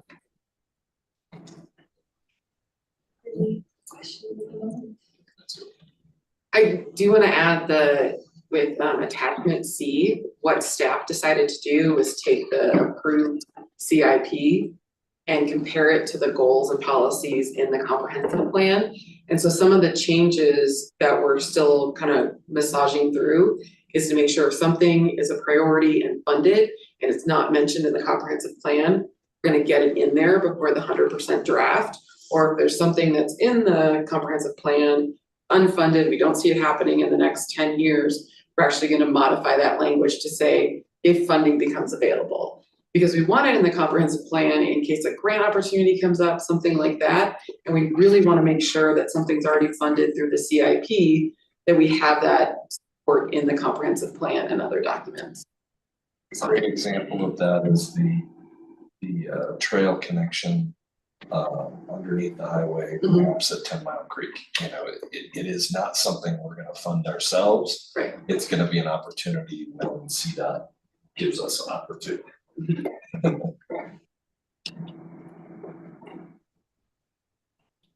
So we're really hoping the plan doesn't just sit on a shelf and collect dust for the next 5 years.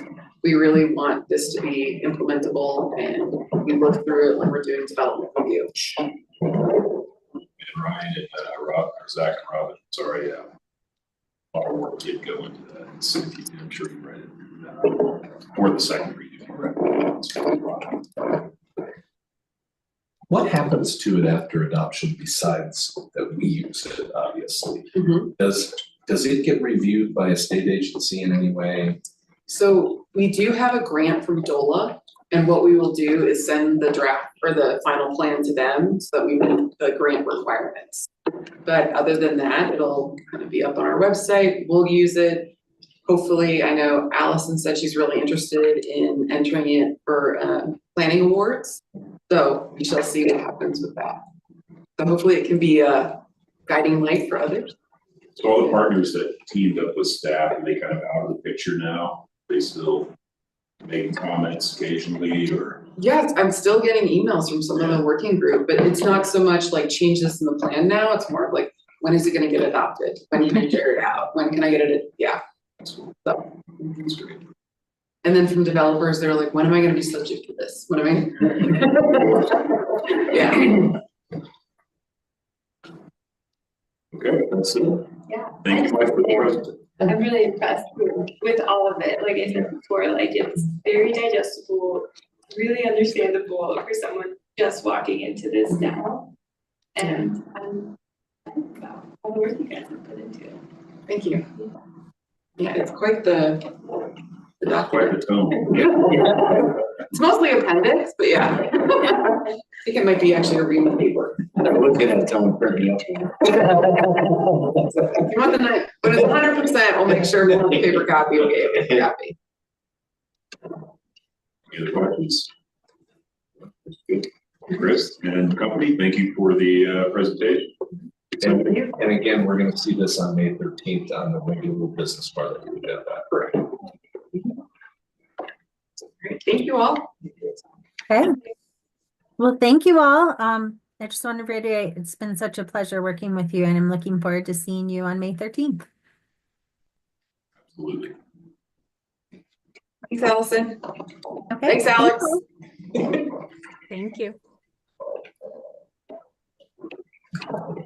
Okay, I believe that is it for the, sorry. That's okay, it's easily, it's the Open Records Act. It's very- Yeah, so next up, we do have a little more training from open records training for elected officials. And just be warned, we're gonna be done early, I do not have minutes on this, so. Give everyone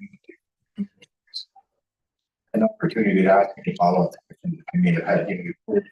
You've heard about judicial decision making twice now in 2 meetings and trying to draw that distinction and the distinction between the appropriate ways to act. And I'm happy to field follow-up questions you have on any of that now, later, any other time. I know that the presentations, mine and Tammy's, tend to be similar and overlapping, and frankly, I think that's good. I think a lot of this stuff is, it takes a while to sink in and sort of internalize it and be able to make better decisions on the fly about what you're dealing with.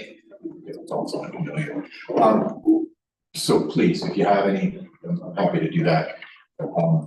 This meeting, this presentation I have on the Open Records Act, while important and something that you should all be aware of, it's really not anything that you're gonna have to deal with on any kind of regular basis, maybe never at all, right? It's something you should be aware of, but it's not gonna come into play in your decision making, like the Open Meetings Act and its limitations, like the Ethics Code and its limitations, like quasi judicial decision making. This just kind of happens and is won't require you to make any decisions, but is something you should be aware of. Let's start with just some general definitions in the big picture. The Act describes public records and declares them to be open for inspection at all reasonable times. It defines a public record very broadly as all writings made, maintained, or kept by the state, any agency, institution, or political subdivision of the state that are, end quote, for use in the exercise of functions required or authorized by law or administrative rule, or involving the receipt or expenditure of public funds. If you break that down just to the part that might be pertinent to you and writings that you might make to your constituents, to council members, to Tom, to whomever, right? Is it a writing made for use in the exercise of functions authorized by law? Your functions authorized by law are pretty broad, right? You're right below the public, right? You can do virtually all functions. So just about anything that you're writing about that concerns the town or its business is going to be a writing made for the use in the exercise of a function. Because it's just so darn broad when we're talking about your writings. When individuals request copies of public records relating to a particular subject matter, there is a substantial likelihood that some public records would need to be disclosed. There are exceptions to disclosure under the Act, and we're going to talk about that right now. But the broad general rule is for disclosure, and the narrow rules are the exceptions to disclosure. That's something else I wanted to touch upon just briefly. Most people envision the Open Records Act or the Federal Freedom of Information Act, right, the federal corollary, as being all about hand over the documents. I mean, just a big long discussion of hand over the documents, and that's really not what it's about. The Freedom of Information Act and the state corollary, the Open Records Act, are really a balancing act. And like, you'll call our discussion of open meetings, right? About the general policy being the ness of a meeting, but the exceptions being for executive sessions and things that there really is a public interest in keeping private. Here, the Open Records Act now goes to the next step of, some things there is a public interest in keeping private and not disclosing. And some things there are private interests in not having the government disclose, right? The government obtains lots of private information about people that could be disclosed, right? Upon a request, unless there are exceptions that would allow us to hold it back. So here you're dealing with both things the government may need to temporarily keep confidential, or permanently, depending on some of the exceptions. And it is not just dealing with its own interests, as I said, the governmental interest in keeping something quiet for the time being, but the private interest in the information that the government tends to have. So with that, I want to give you the first big, broad, general exception to the Open Records Act, and that is criminal justice record. Anything held down in the police department may well be disclosable, but that's under the Criminal Justice Records Act provisions, right? It's separate and distinct from the Open Records Act, because those are very separate and distinct considerations as to when we let police investigatory records go, for obvious reasons, right?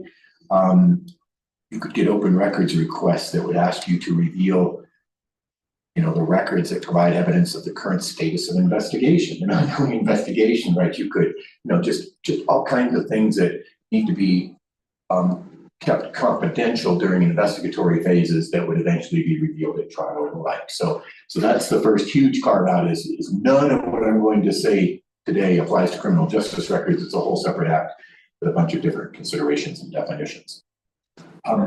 Privileged information, that's primarily privileged communications, attorney-client communications, whether I'm writing to Tom, I'm writing to the council, I'm writing to any client representative. The council could decide it wanted to release that information.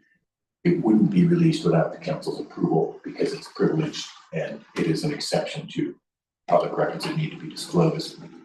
There's also this amorphous defined mostly by case law privilege called the deliberative process privilege. Kind of like the attorney-client, the idea of the attorney-client privilege is you want clients to be able to be open and honest, completely, disclosing any and all relevant information. You want the attorneys to be able to make the same kind of communications to their clients without fear that what we're saying here is going to go out into the public, right? So we don't sort of self-limit communications, whether from the client's or the attorney's perspective. The same thing is true under the deliberative process privilege. This privilege is based upon the ground, I'm quoting here, that, quote, public disclosure of certain communications would deter the open exchange of opinions and recommendations between governmental officials, such as between Tom and yourself, or something that you wanted to communicate with Tom. I keep using you as an example, because you're probably their main point of written contact, other than perhaps between each other. So the point of this is it is intended to protect the government's decision-making process, its consultative functions, and the quality of their decisions. In order to withhold disclosure of any document under this deliberative process privilege, the records custodian, that's Stacy over there, must find and determine that the material is so candid or personal that public disclosure is likely to stifle honest and frank discussion within the government. So it's the same kind of thing, right? You want the government to be able to tell its attorney anything and vice versa. And with respect to some sensitive things, you also want to keep lines of communication open without fear that every single thing I'm going to say, right?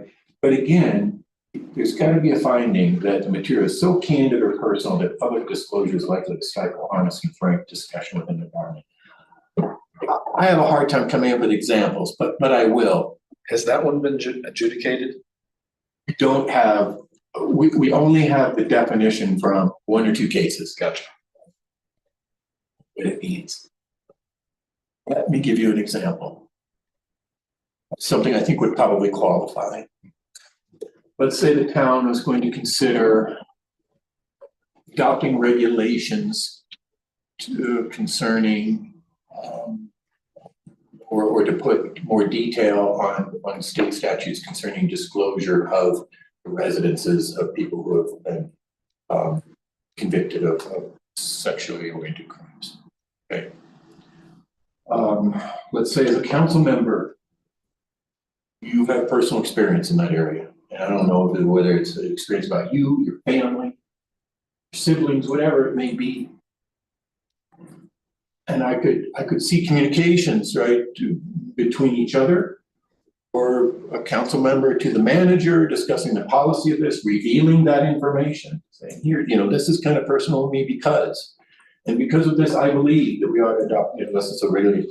I think that would fit your deliberative process, right? We don't want to stifle that kind of communication, and releasing it would stifle it. That was something you said in private. That was part of your deliberative process. So I struggled to come up with examples, but I think that's a good one. Something where the legislator expressing something personal, relevant to the legislative process that they wouldn't want exposed publicly, and they probably wouldn't have made that communication had they known it was going to be released. So there's your deliberative process privilege, such as it is.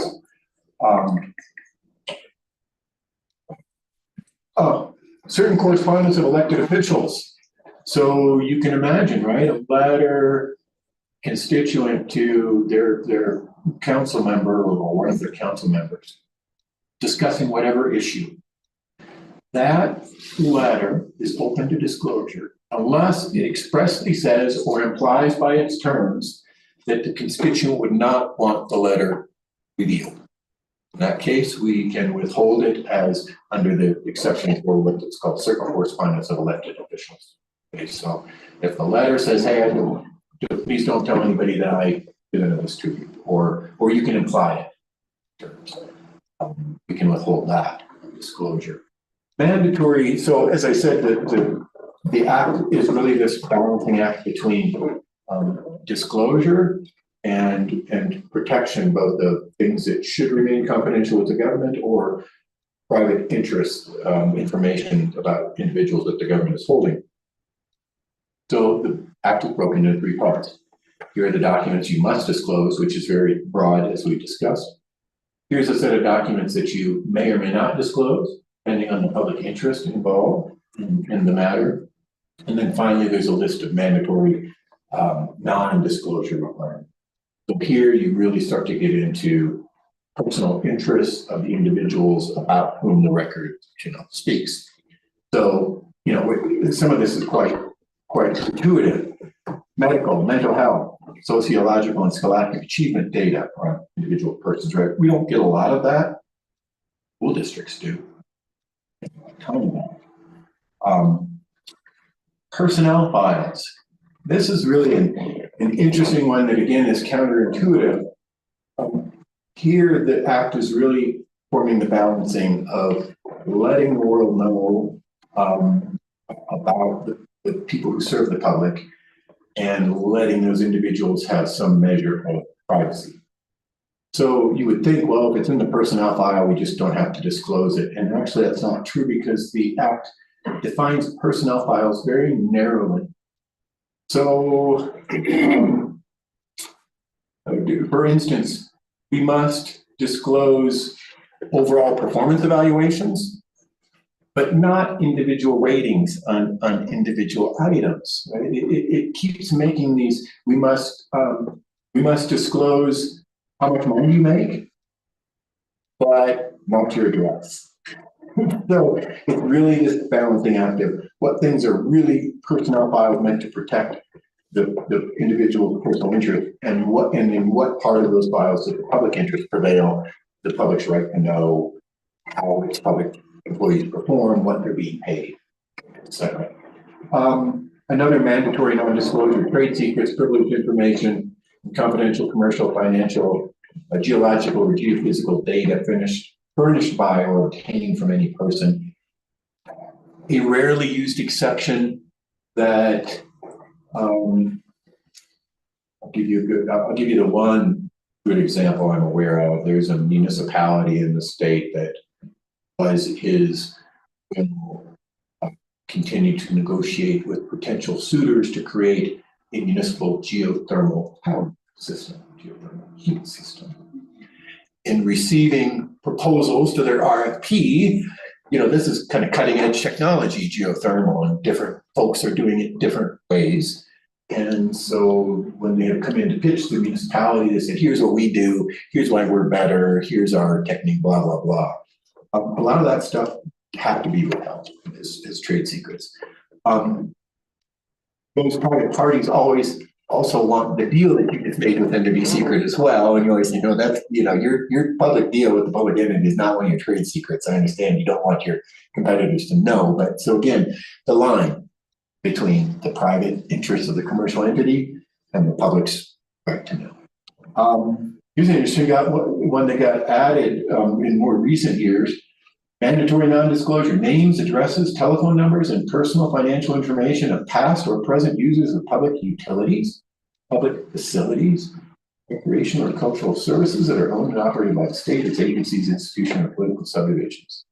The reason for that is municipalities who are regularly getting requests, please give me the name and all the records you have on every individual to whom you have sold an annual pass to your recreation center. Why? Because they want a mailing list for their equipment sales, or what, they're just trying to mine public information, so they create this exception. It's very broad, right? The names, addresses, telephone numbers, past or present users of utilities, public facilities, recreational services, records of sexual harassment complaints and investigations. That's a very broad brush at this, and as a result of disputes in recent years down under the Golden Dome and some claims of sexual harassment, the legislature has seen fit to create an exceptions to when records of sexual harassment complaints get released and when they don't. A little outside the scope of this memo, but suffice to say that's one of those areas where privacy interests, not to counter the law of the public's right to know. Electronic mail. We touched on this just briefly, but strongly recommend that you don't use your private email accounts to conduct public business. And that means, public business, any record made for the purpose of exercise of functions authorized by law. Pretty broad. Hard for you to talk about the town or anything you're doing for the town or anything the town's doing for you or anybody else without it meeting that definition. Not only will we have to hand over the email, but as I say, the likelihood is when these cases come to civil litigation, what you get is triggers for individuals to bring their laptop down to court and hand them over, and they'll get them back one day. It went on, you may remember 10 years ago, right? Went on there was a big case in Summit County claiming against Summit County government that resulted in a lot of people being without their laptops for a brief period of time while a forensic scientist goes in and the area that none of us can get to, but they can, and find all the deleted emails. What else do I mention?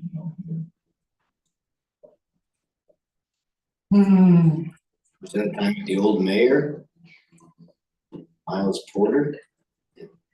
No, this was one not involving us. This was a case, we weren't involved in this. This was just Summit County. I just remember doing the reading on it, thinking, oh man, there's a bunch of people. We're gonna be really mad. It's their phone. What are you gonna do, right? You're gonna go hand this over to somebody?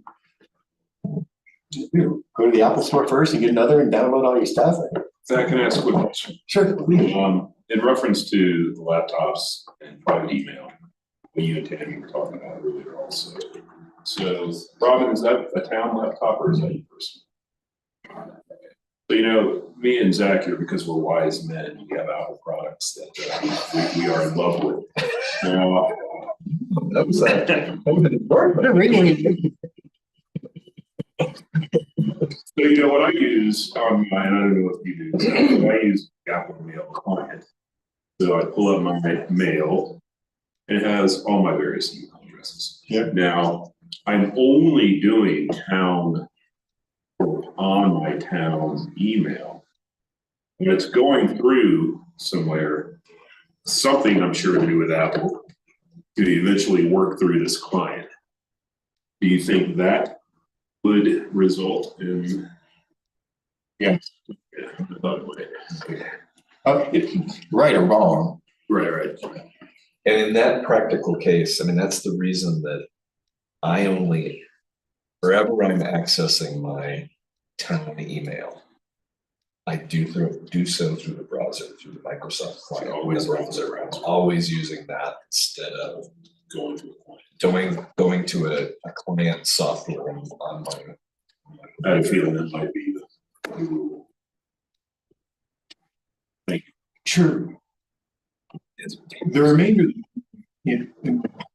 is really just it's a case study. Baker Sales case, county clerk.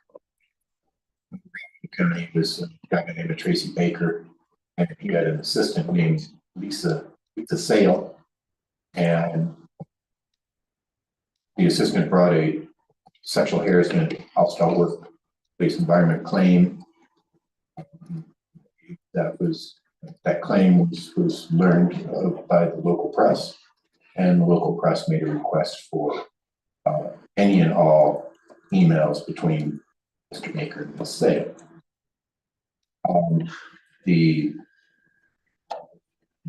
fight was on about what was the nature of a public record. And you remember at the beginning of this, the definition of a public record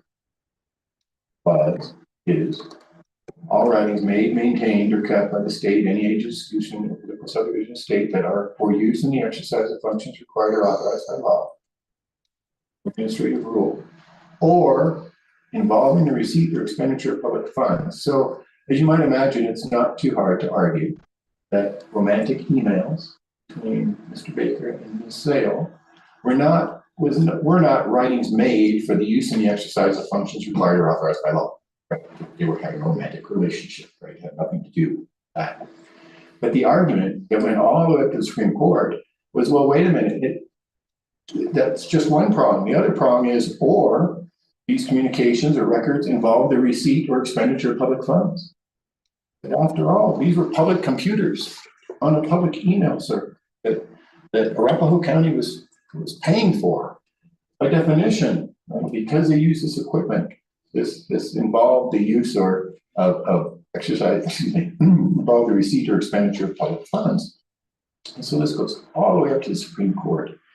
And the Supreme Court holds that indeed they are not public records because they were not made, for functions authorized by law.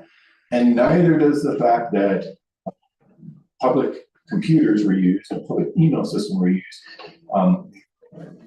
mean that record involves the expenditure of receipt. As I say, you need to read that more literally. Does this involve the receipt of, does this record involve the receipt? It's not whether it was on a computer system or done in a public building under lights and a climate control system that was paid for instance.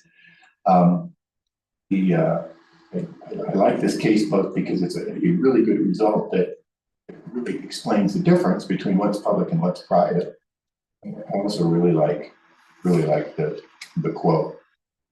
After considering the content of the email messages as required by the statute, we conclude that not all of the email messages at issue here have a demonstrable connection to the performance of public functions involving the receipt or expenditure of public funds. It is apparent that a large portion of the email messages instead contain only sexually explicit exchanges between Baker and Sale. Based on the content of the emails, it is clear they were sent in furtherance of their personal relationship and were not for use in the performance of public functions of the recorder's office. These messages demonstrate very private exchanges that convey the quote, every thought and feeling, unquote, of a public official that we sought to safeguard from disclosure in WIC, the deliberative process.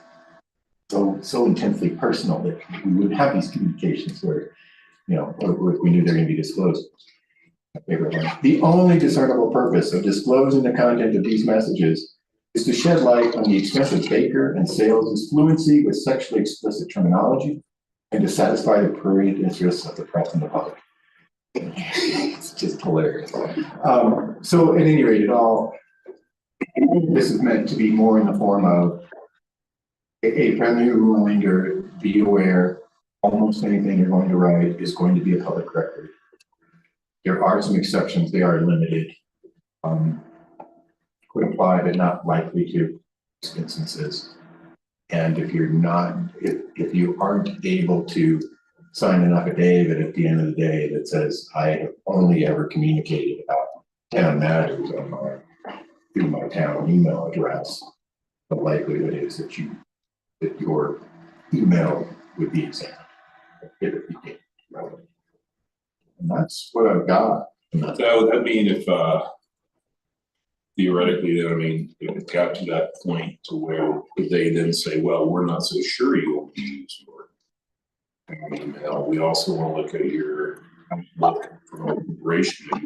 Yeah, it's a good question. I think that in the face of an affidavit, the other side would have to show some to the contrary. Because the court was going to take that affidavit at face value for what it is and then expect something contrary from the other side before they're just going to order you. Well, the other side says they don't believe you. Well, why doesn't you just believe you? Is there any reason? Or are they just on a fishing expedition? So I think if you really didn't and we really could provide that affidavit, I don't think the court would hand over your computer.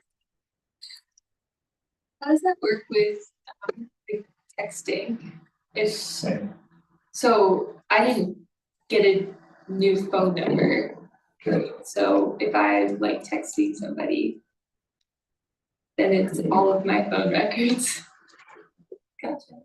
We're all in text. All of it. It's. I take that risk because I haven't separated out that stuff. I do all my personal business and email is still a separate line. But texting, I decided not to. I take the risk. I enjoy the protection of the attorney-client privilege, and I often find myself backing out that last sentence, right? Nonetheless, because I just wouldn't want it read. There's no such thing as manager-client privilege. Yeah. Fortunately. Yeah, even get on the phone. Now, in your case, it would be interesting because you have HIPAA stuff involved with your professional work. Yeah, Probably but not too. on my personal phone, I have a different. I have a Oh, you do, phone number. okay, so you have to be careful on Yeah, that stuff too, so. I'm a little less conservative than Tammy on the serial meetings. Yeah. The 2x2s. You can cuckoo it all they want. Go to the legislature changes the Right. statute. It's not illegal. You know, just can look askance all they want. To me, it doesn't even look that bad. I guess that's just my perception. Me. I mean, I'm trying to think of situations where, because sometimes we do that in regards to like when we're starting to prepare the budget for the council. And we have meetings to say, this is what's coming your way. We're not seeking a decision. Yeah. We're preparing for it. It's a little different. I just don't know where you draw a line. Yeah. About one public official meeting with another public official and talking whatever they want, and then rinse and repeat. Because I just can't see the courts ever coming up with the rules that you can't do that. Right? It's just not human nature. It's too much to ask. And again, I said it several times in the memo. Open records requests are not always easy questions. Please don't hesitate, right? If you have, Absolutely. please. It's often a complex analysis. And often, Jay, well, not often, but what would you say, Stacy, you and I talked in detail about 30 to 50% of all of the open records requests received? At least. Because oftentimes it does requires judgment and knowing what part of a personnel file to come out because you must release it and others that you can't. As a county manager, we ran all of our open records requests through the attorney's office, just because most often they did with some legal question. And it was just easier to not be scrutinized on it from that perspective. And it's always a fire drill. We have 3 days. Yeah. Unless we can show extenuating circumstances like our clerk is on vacation or our whoever it is, we have a finance director is getting the budget ready and is jammed for 2 whatever it may be, but then we gotta write a letter. Reasons why. There's a bill in the legislature this year, trying to extend that to 5 days. It'd be really nice because 3 days is a little ridiculous. Surely you can wait till the end of the week. Not enough time to destroy the evidence. Yeah, well, it's barely one document. Oh, and then all records related to, and it's like. Okay, we get rid of the kitty, you get out of town. So. 3 days. Again, always encourage questions on any of these topics as they arise. I know this is all brand new. Absolutely. Just about the difference between, well, I guess I understand the difference, serial meetings. Yep. Maybe some clarification around like, at what point should you stop meeting with fellow council members? Well, at the point at which, well, at any time when you're dealing with a quasi judicial matter. Just with that, Sorry? so with that, it's that, I mean, yeah. Yeah, that's the definite. If it's going to be a quasi judicial matter, and you should understand, even if the decision isn't coming to you for the final decision, quote unquote, like our planning commission, lots of land use applications have their final decision made by the planning commission, unless they are appealed to the council. And virtually any planning commission decision is going to be quasi judicial. And they can all be appealed by any party in interest in the decision. So that means not just the applicant, but any member of the public. I believe it's by writing within 10 days of the decision. Or any 2 council members can call in. And basically the council creates the appeal. So even though you may not be the first decision maker and you may not ever be a decision maker, because you are the appellate body on a lot of those decisions, the rules apply. You're just an appeals court judge instead of a trial court judge. Same rules apply. And it's on the potential, as you noted, that it might happen. not whether it actually does.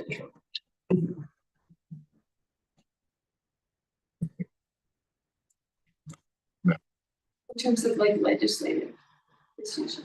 Okay, legislative, talk all you want to, whenever you want, whenever you want, so long as you're only talking with one other council member at a time. To violate the open meeting law. So maybe I misunderstood that earlier. Serial meetings are okay for legislative things, but not for council. Serial meeting, as. I've never really heard Yeah. somebody talk about it. Yeah, that way. a serial meeting, the only thing that I would say qualifies as a serial meeting prohibited by the Open Records Act is email goes from Counselor A to Counselor B, gets forwarded on to Counselor C, that you just had a meeting, because three of you just. On the legislative matters, you talk with whatever other council you want, whenever you want. Oh, it's supposed to be out. Yeah, sure. That's what I thought, that's why I Yeah. was confused, but I think I understood. Yeah, so like you said, it's why it's hard to understand because they're just almost completely diametrically opposed rules. On the I one hand, can you think talk- of a situation, let's say, myself or staff were trying to avoid getting a decision made by the council, and we did it by organizing meeting between two, meeting between two, meeting between two, and then meeting with one. And we took the individual's judgment on that and said, okay, decision made, but it's something that should be a decision in an open session. That, it may not violate the law, but it is certainly not transparent, and it is certainly probably not good Well, to and if do it's, something that and if way. it's a decision made, technically it's probably not their decision because you didn't need to bring it before then. Well, but you I can mean- see the potential, like if I then signed an IGA Yeah. based on that direction, Yeah. I could get in trouble for Yeah. that. Yeah. Well, then, yeah. I should get in trouble for that. So again, the real distinction is legislative and quasi judicial because it's legislative. There's just very few rules at all, other than don't meet with more than two at a time. And quasi judicial, sort of the opposite, don't meet with anybody ever. Don't talk about it at all. And if you do, let somebody know so that at the public hearing, that communication can be disclosed so the other side can have fairness in responding. So that's. Yeah. Okay. Thank you for clarifying. Sure. So did that. That's all I got. Okie dokie. Any questions, last questions for that or work session? Then there will be a brief break and regular council meeting will start at 7. Stacy, is dinner here yet? You know what, I haven't seen, I'll go check.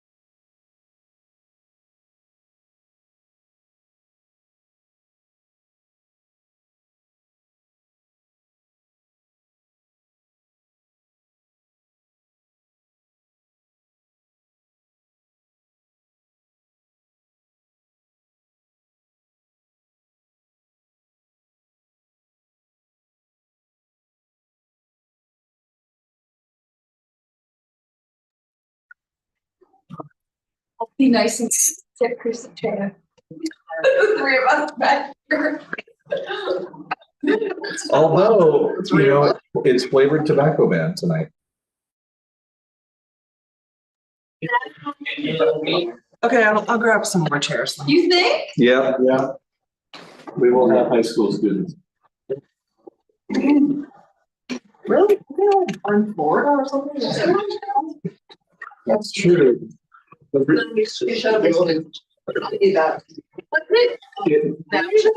mean, I think one dedicated because will be here. God bless. Well, you know what, the high school students, they aren't even supposed to be using it anyway. So they shouldn't be coming. It wasn't great. I hear you. Poor judgment happening. Got my for judgment, and then I got my child. Truly a strange generation. That's clearly not my judgment. Well, that's good. News. I did this, I didn't get away with it. That was. Yeah, that's not great. No.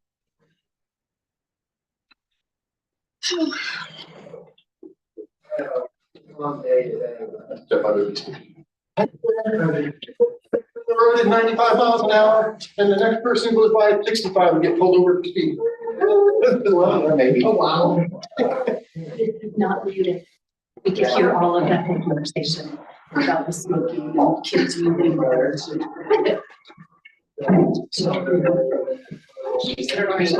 We're actually just talking about kids coming and presenting. We're talking about. We heard how they shouldn't be doing it.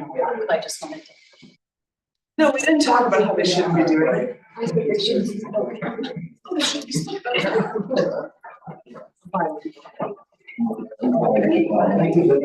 Unhealthy. I don't want kids to smoke. You just.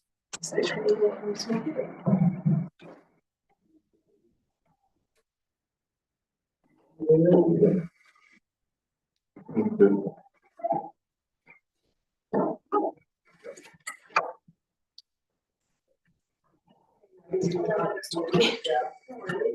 didn't say anything much over, we just said you shouldn't smoke.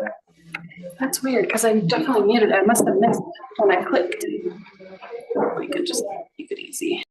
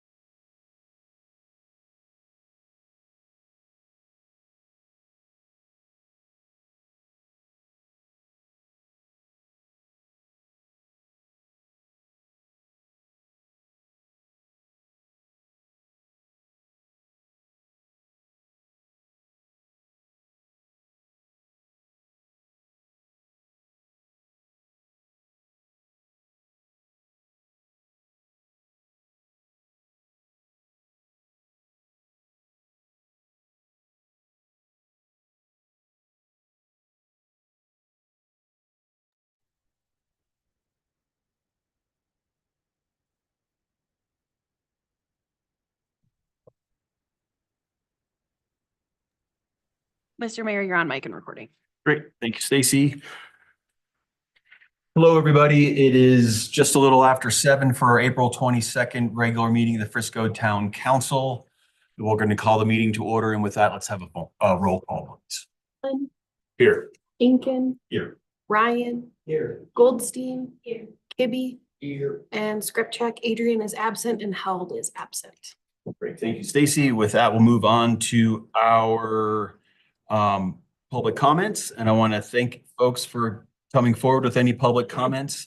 And just with the note of public comments are reserved for items that are not already on the meeting's agenda. If you plan to make a comment on an item already appearing on the agenda, please wait until the item is announced and public comment is requested at that time. State your name, address for the record, be topic specific, and limit comments to 3 minutes or less. No council action is taken on public comments and at council meetings. Council takes public comments under advisement. And if a council and or staff response is deemed necessary or appropriate, the individual making the comment will receive a formal response from the town at a later date. It is recommended to sign in at the welcome table at each meeting if providing in-person comment, and include contact information for follow-up communication. With that, do we have any public comment in chambers? Do we have any public comment online? No, Mr. Mayor.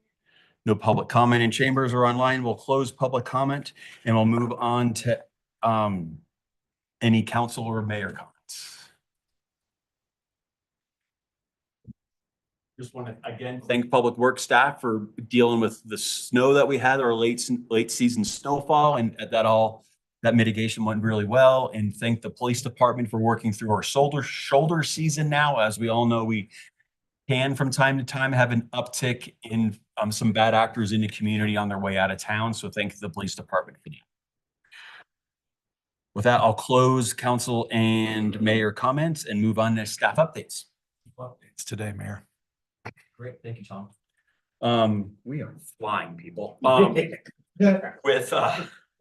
With no staff updates tonight, we'll move on to our consent agenda. Any discussion or perhaps a motion?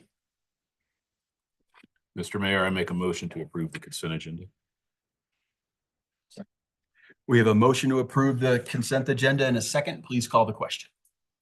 Adrian is absent. Ryan. Yes. Kibbe. Yes. Goldstein. Allen. Yes. Held is absent and Incan. Yes. Great, thank you, Stacy. With that, we'll move on to our first order agenda item number 1 this evening. It's first reading of ordinance 25-07, an ordinance amending Article 6 of Chapter 110 of the Code of Ordinances of the Town of Frisco concerning tobacco product retail licensing and sale regulations to prohibit the sale of flavored tobacco products and the sales by discontinuing of any tobacco products in order to safeguard the public health, particularly in the health of minors. And I'll now turn it over to staff, and that is going to be Stacy and Thad, and Tom may have some information to add. She moved. For here. Thank you, Mayor and Council. Stacy Nell, Town Clerk for the record. The reason that you're hearing from me this evening on this one is because I oversee our licensing program for these retailers. Just wanted to briefly give a shout out and thank you to Lindsay Joyce, who couldn't be here this evening, but she is our Recreation and Events Director, of course, but she helped me put together that nice staff report for your packet.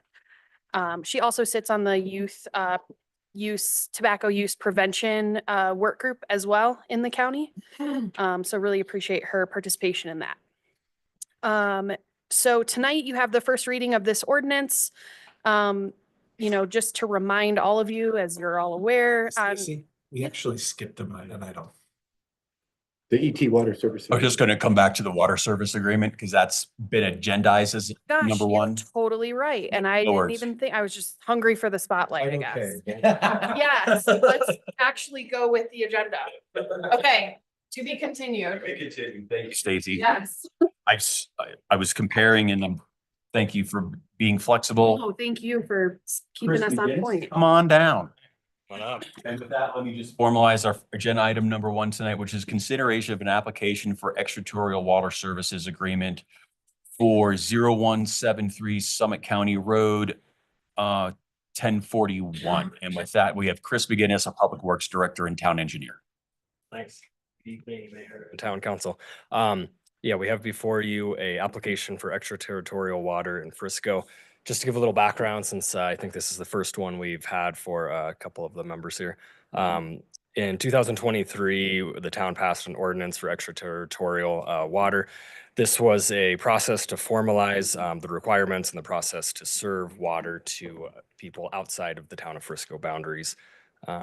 Just kind of a high level overview of a few of the requirements. The main ones is that anyone who will be served with extraterritorial water has to be connected to Frisco Sanitation Sewer. They have to pay and construct for any improvements to the water system in order to be served by the water.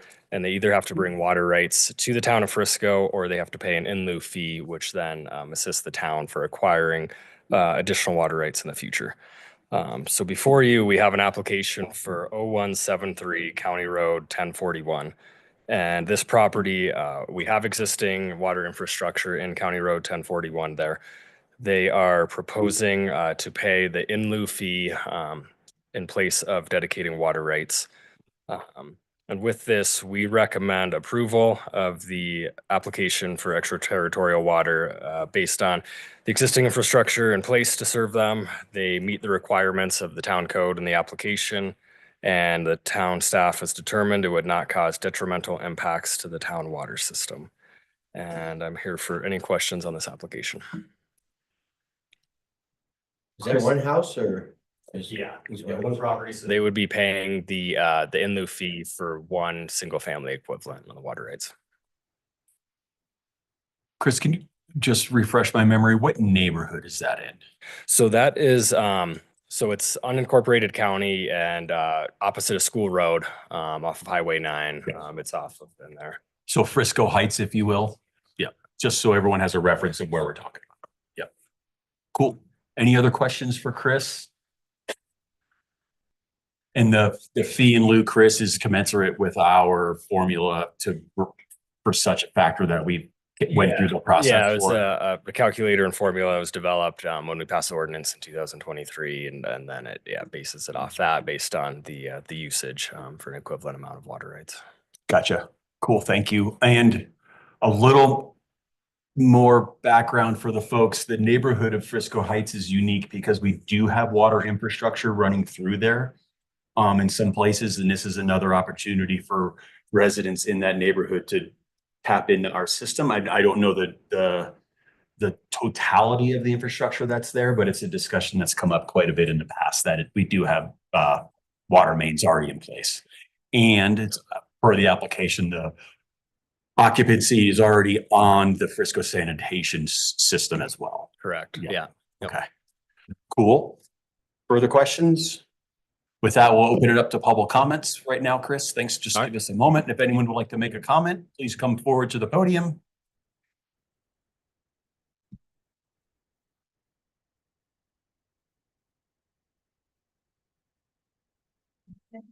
My name is Sharon Maroney. I reside at 173 County Road 1041.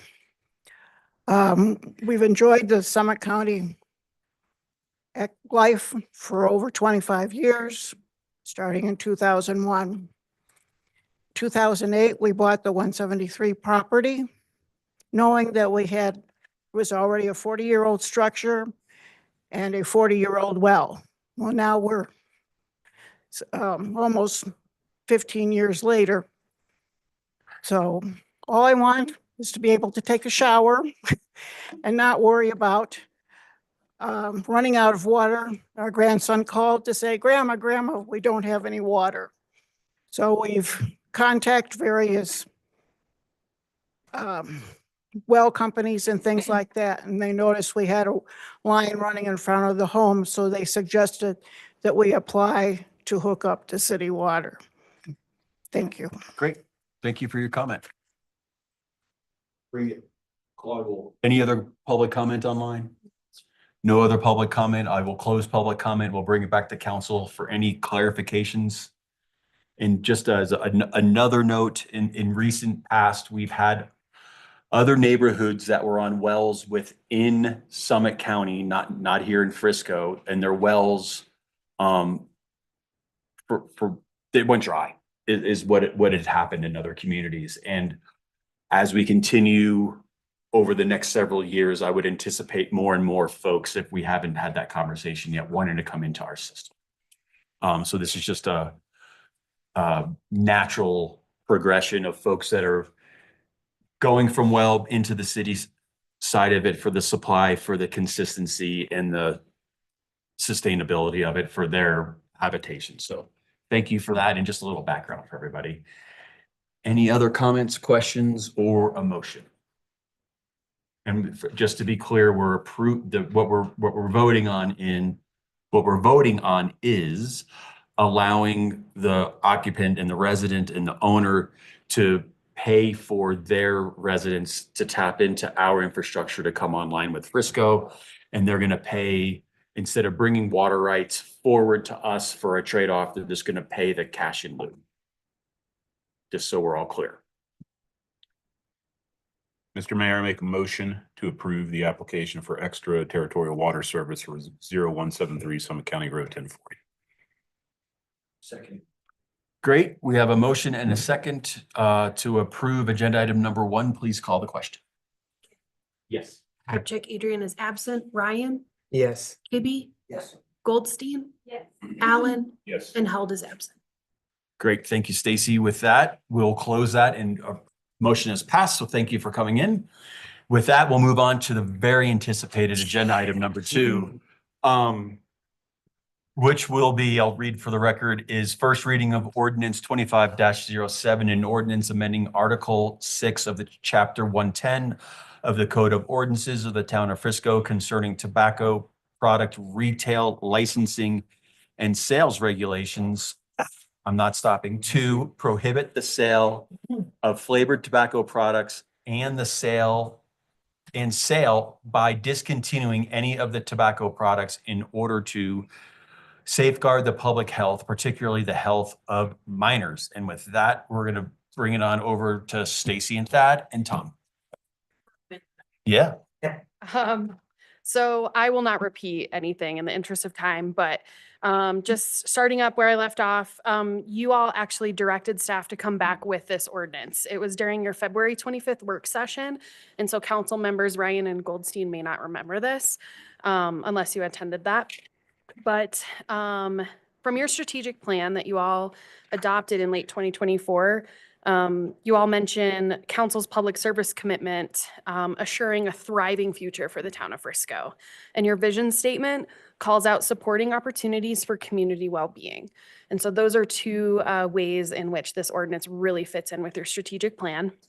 I won't sit here and browbeat you all about too many of the data and statistics that are available in the interest of time with regard to youth prevention and basically how these products and these companies are essentially targeting youth with these flavors and products. They're really driving the use of these products and masking the detrimental and adverse effects to health with flavor names like that reflect breakfast cereals and desserts and fruity candy flavors. Almost 90% of adult daily smokers started smoking by the age of 18. Smoking related illnesses cost Colorado almost $2 billion per year. It's quoted at about $1.8 billion.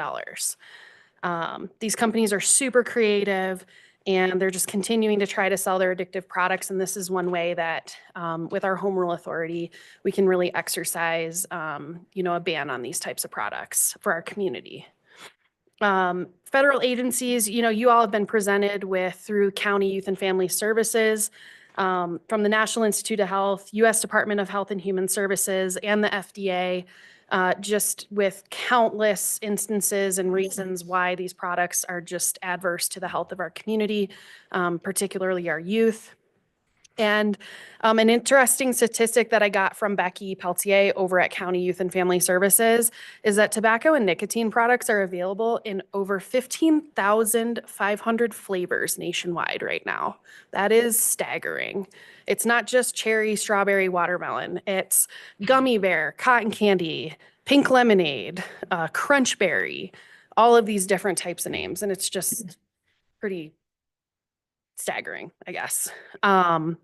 So staff, we're recommending tonight that you vote to approve this ordinance on first reading, particularly due to the strategic plan language, our partnership and continuing relationship with County Youth and Family Services, the direction of this council to bring forth this ordinance that will reflect these code amendments in this ban. And I'll turn it over to Thad just to touch specifically on the ordinance before you tonight. Some relatively simple changes to the ordinance. There's a proposal to broaden out the statement of legislative intent to better reflect the flavor ban rather than just a prohibition of sales to people who are under 21. It adopts the definition of the term coupon, the term flavored tobacco product, and the term full retail price to accomplish the flavor ban, and then the prohibition on discounting. Those provisions, those definitions, and the provisions that prohibit sale of flavored tobacco products and sale of any tobacco products through discounting methods is the language that was proposed by the coalition that visited us recently, and is the language that is consistent with Dillon and Silverthorne's code adoption. I am looking for a little direction. At the time I wrote the ordinance, I was not aware as to whether a certain date had been chosen by the various jurisdictions on which this prohibition should start. My understanding now is that that desired date is January 1st of 2026. I left a blank in there for 2025. Obviously, that time period will give the town and the other towns in the county some time to educate the retailers about the upcoming prohibition, and then some time to rid themselves of stock in hand. With that, I'm happy to answer any questions you might have on the ordinance. I have a question, maybe for you and maybe Stacy, and this is not really in relation to my position on this topic, but for my own education. You mentioned prohibition on flavors specifically. What would happen under home rule if we wanted to ban flavored vodka? We don't have a specific statutory authorization to do so. So you're really not dealing with, in adopting this provision, I know that Stacy has said it's your home rule authority, but in this instance, we don't need our home rule authority because the state, through its legislative process, adopted provisions years ago, said, hey, municipalities, if you want to regulate in this area, you can. Right? So that's a very good question. I don't know the answer. I wouldn't be terribly comfortable with it without a statutory authorization, which we have for the cigarettes. We don't have for the alcohol. Thank you for that. Yep. And it's not just cigarettes, it's nicotine products, correct? I'm sorry. It's not just cigarettes, it's nicotine. That includes vapes. Tobacco product is very broadly defined. Cigarettes, vapes, any other device that can deliver nicotine into your bloodstream. Right. Thanks, Thad. Yep. Any other questions for the team? And I should have mentioned, just as part of your motion, if someone will recite January 1, 2026 for the effective date, it'd be helpful for second reading. Great. Just when your deliberation comes up, I want to make sure that I represent something that I received from a council member. You got it. I'll get there after public comments. So with that, we'll move on to any public comments on this item this evening. And with that, I'll open it up to the council chambers. If anyone in chambers has a comment, please come on up.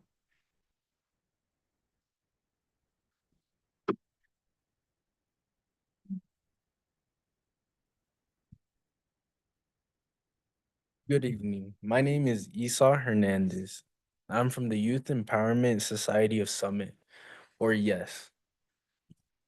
And I'm here to speak in favor of banning all flavored nicotine products. We need to protect our classmates and younger kids from getting addicted to nicotine. And I am Yadiel Gomez, and I am also from YES. I completely agree. Flavored products are designed to attract teens like us, and it's working. We've seen too many of our peers get addicted, and it needs to stop.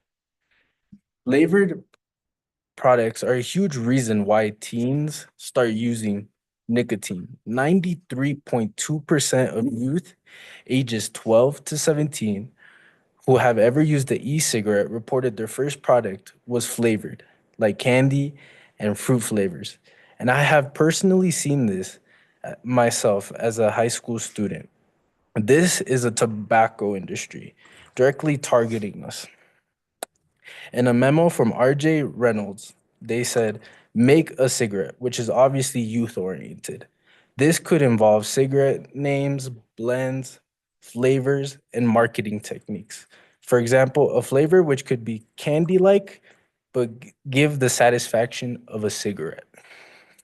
We have seen some of our friends who have been curious about the different flavors of vapes and other nicotine products. And from there, their addiction journey has started. And even though there are federal laws in place, local tobacco retailers find ways around them, with no other way to ensure compliance at the local level.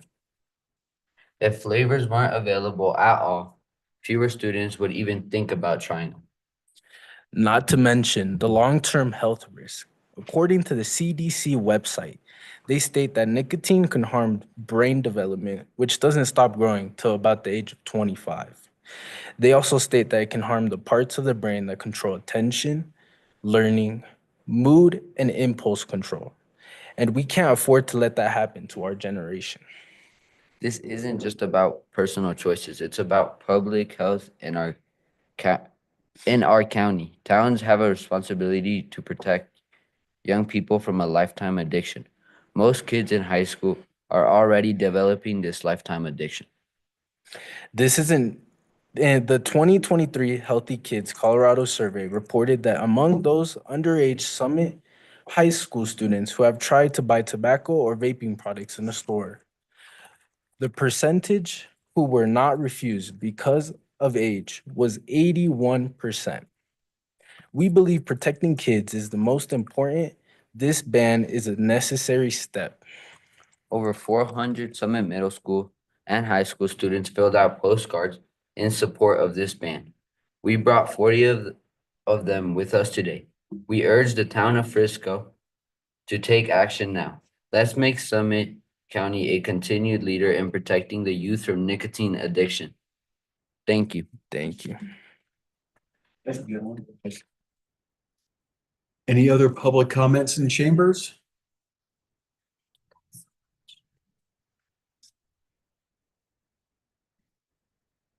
Good evening, Mayor and council members. I'm Eric Hadorn, Colorado Government Relations Director for the American Heart Association. I'm here today to express the organization's support of the town's efforts to end the sale of all flavored tobacco products and to thank you for the work that you're doing on this. Tobacco and nicotine use are major risk factors for heart disease and stroke. Tobacco use accounts for the death of approximately 168,000 Americans each year from cardiovascular disease, and in Colorado, tobacco kills over 5,000 people every year. You heard from the students how detrimental these products are to their peers, but the problem doesn't stop with youth. Flavored tobacco products, particularly menthol cigarettes, disproportionately harm communities of color, low-income populations, and LGBTQ+ individuals. These groups have been targeted for decades through predatory marketing practices, and the results is higher rates of tobacco-related illness and deaths in the communities. And despite any claims, flavored vapes, nicotine pouches, and other smokeless products are not FDA approved for smoking cessation and are not safe alternatives to cigarettes. They deliver a far more highly addictive nicotine. They're riddled with potential harmful chemicals, and often adults will be dual users of products. Again, I just want to thank you for your efforts on this and ask that you move swiftly to end the sale of all flavored tobacco products. Thank you. Thank you. Any other public comments? Good evening, Mayor, council members. My name is Jody Radke.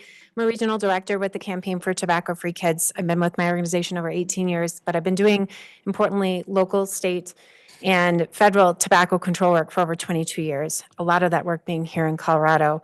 So I really just wanted to be here tonight to say thank you. Thank you for your important work to protect Frisco's kids, to listening to your community, listening to your youth. Your work couldn't come at a more important time. You've heard references to the FDA, to CDC, to the Office for Smoking and Health. All those agencies, as you know, are being dismantled. So your work becomes even more critical. And that reference earlier to cigarettes versus nicotine, there used to be state obstacles in state statute that would have limited your authority to do what you're considering here tonight. My organization, along with Eric Haydoren's American Heart Association, we worked to make sure that our cities and counties have the authority that you need to do this really important work. So it's with real pride to stand here tonight to see you and other communities around you doing the same work. And you join 400 communities from across the country. The one thing I'll just say is that we all know the rates are coming down. We've been successful since cities and counties have had the authority to do this work. And that's why it makes it even more critical that we don't take our foot off the gas as we see these rates go down. We know they're going down because places like Frisco and other places around the state are passing really critical, important policies to bring these rates down. And you may remember that Colorado used to lead the nation in vaping use across the country. Pridefully, we no longer have that headline because of the work that's being done. And we need to keep doing that work because the tobacco industry continues to innovate. So you heard about the flavored products, but what you may not see or hear are products. I brought one just to show and tell. You can order these, but these are the products our teachers are seeing in the schools. This functions as a ballpoint pen, but it's also a vape pen. So when people say, why aren't parents doing more? Why aren't teachers doing more? I think arguably we can all look at these products and say they have a certain intention. And it's really to be concealed, discreet, and really easy to use by our kids. And so it's with these policy changes that we protect the next generation and we lead by example. And you're doing exactly that. So I just wanted to say again, thank you for your work here to protect your community, for Frisco's kids, and importantly, for being a compass, because other communities will follow your lead. So thank you for what you're doing here tonight. Great, thank you. Any other public comment in chambers? Seeing none, any online? No, Mr. Mayor. Thank you, Stacy. With that, we'll close public comment and come back to council and staff for any further discussion. Tom, you got some discussion? I'll just read what Councilmember Scripcheck Adrian wrote and wanted me to bring up. So word for word, the flavored nicotine ban. I would just say that I'm not a proponent of telling businesses what they cannot sell. Is it possible to put this on next year's ballot as a mega tax question? Perhaps nicotine funds wouldn't totally drop. I'm not sure if this is a good idea or not. So thank you for sharing. Any other discussion or comments on council? Or a motion?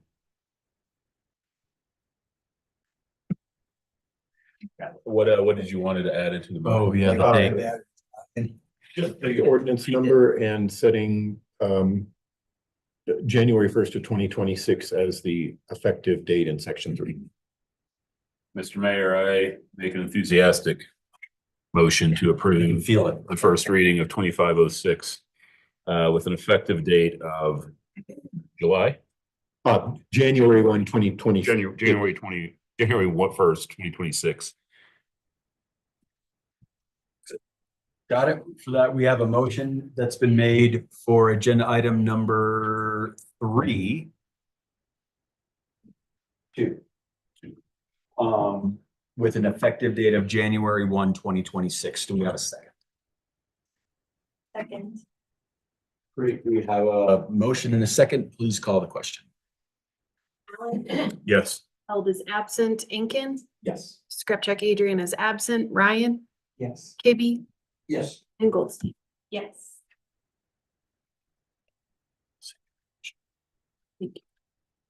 Got it. And with that, this motion has passed. Thank you everyone for their discussion this evening and comments. And with that, we'll move on to agenda item number 3, which is resolution 25-07, approving a grant agreement with the Colorado Housing and Finance Authority for additional funding to support the purchase of 101 West Main for the purpose of affordable housing. And with that, we're going to open it up to staff, which I believe is going to be Thad. Sure.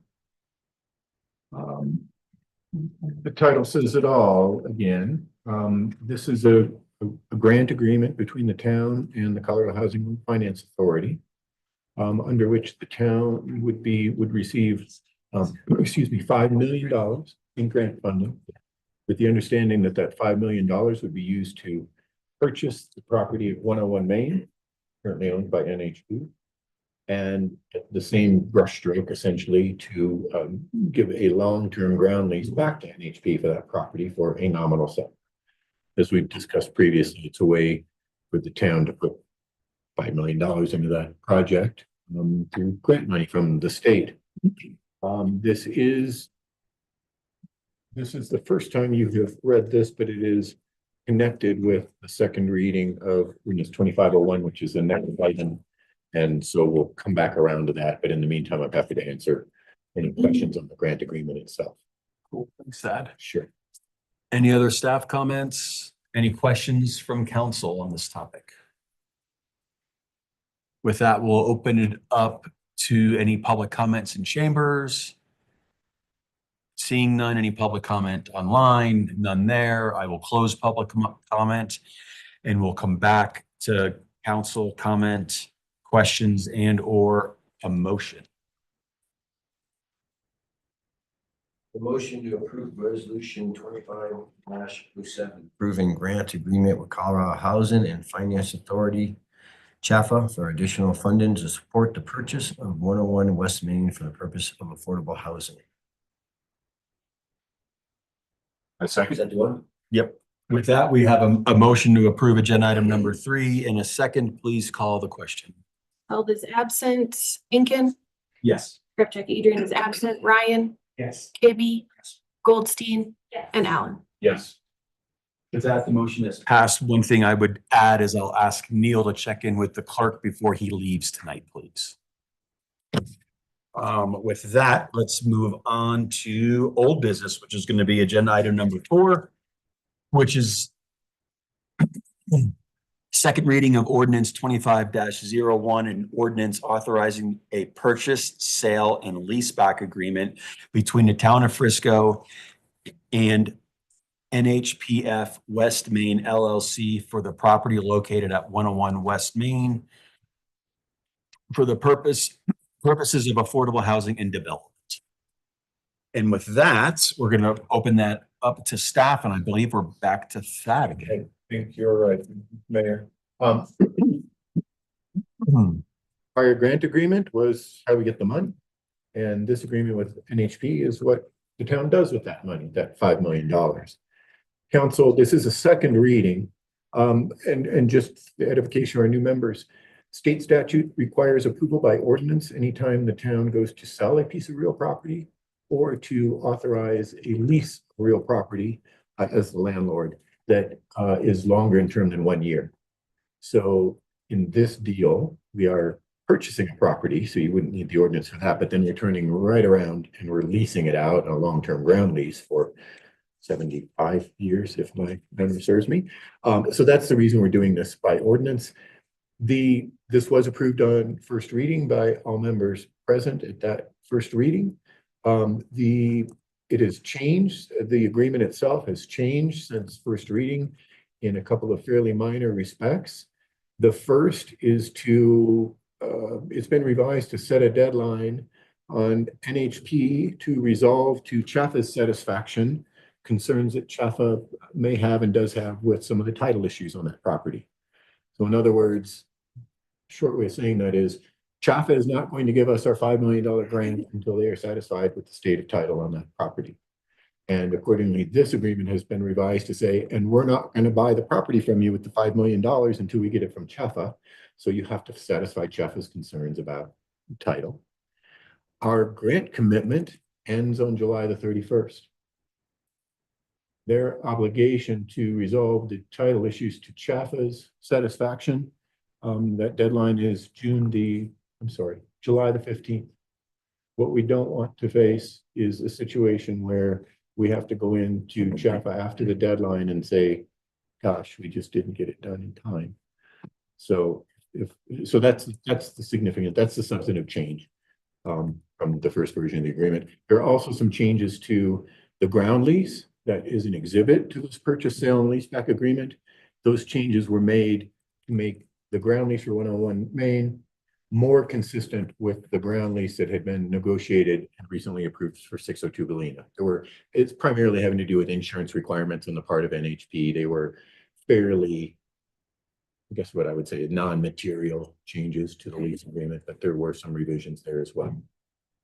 With that, I'm happy to answer any questions, but as I say, the idea is we buy the property from NHP and we turn right back around and we lease it to them under a long-term ground lease. All at the same table. Great, thank you, Thad. Yep. Any questions for Thad? Any further staff comments? With that, let's open it up to public comments. Any public comments in chamber? Not seeing any, we'll go to public comments online. No public comment online. I will close public comment and we'll come back to council for any further discussion or motion. Mr. Mayor, I make a motion, we approve the second reading of ordinance 25-01. Thank you. Great. We have a motion and a second to approve our second reading for our first item of old business this evening. And with that, please call the question. Yes. Yes. Held is absent. Incan.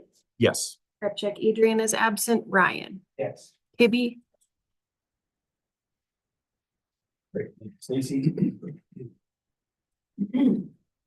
And with that, we're going to roll into our last agenda item this evening. Agenda item number 5 is second reading of ordinance 25-06, an ordinance amending chapter 180 of the Code of Ordinances of the Town of Frisco concerning zoning by amending the section 180-5.2.9 concerning licensing requirements and limitations for the retail marijuana businesses in order to create consistency between the license renewal fees for the town's processing of applications for renewal of retail and medical marijuana facility licenses.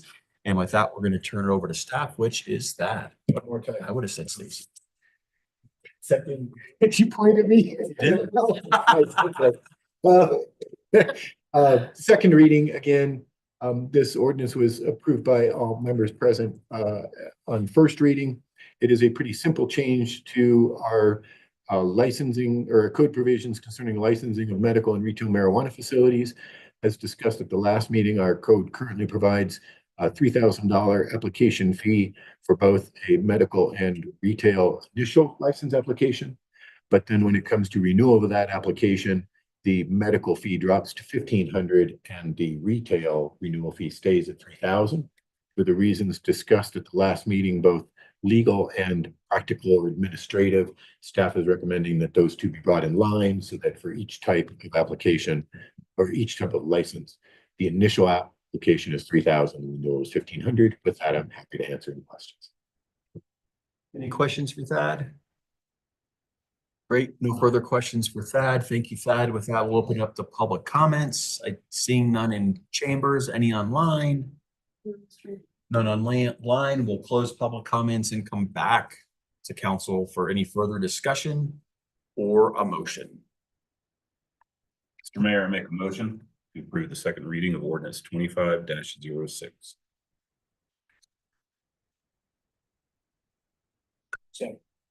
Second. Thank you, Zach. He's falling asleep. With that, Stacy, we have a motion and a second for second reading of ordinance 25-06. Please call the question. Yes. Goldstein. Yes. Allen. Yes. Held is absent. Incan. Yes. Krepcheck Adrian is absent. Ryan. Yes. Great. Thank you, Stacy. With that, this is really the last item of this evening. So with that, we're going to want to say the wrong word. No, you're right. Adjourn. Is it adjourned? Yeah, we're gonna adjourn this one. Okay, we're gonna adjourn our regular council meeting. I wanted to say pause or whatever. And we're gonna move into a, I'm gonna say it wrong, the Frisco Housing Authority meeting, and we're going to start that. And with that, we've done this, I think, once before with this group, so we're going to call another roll call. Do we need to formally adjourn? Please. Motion and second to adjourn, or He takes a motion, then he just adjourns. I don't- Mayor, I think we should adjourn. Motion to adjourn. We're adjourned. Next meeting. unanimous vote to adjourn. Yes. Got it. Thank you. Yes, we'll call for the Frisco Community Housing Development Authority, Allen, Yes, here. Inkin, Yes. Ryan, Here. Thank you. Goldstein. Here. Hibby. Here. And just for the record, Script Check Adrian is absent and Held is also absent. Great. And with that, thank you, Stacy. We're going to open up the floor to public comment. Public comments reserved for this item, not already on the meeting agenda, and follow the same policy and procedure for town council meetings. Do we have any public comment on this item this evening? Seeing none in chambers, any online? None online. We'll keep moving forward. We'll close public comment. And do we have any further mayor or council comments? Or commission. Or, yeah, commission. Yeah, commissioner.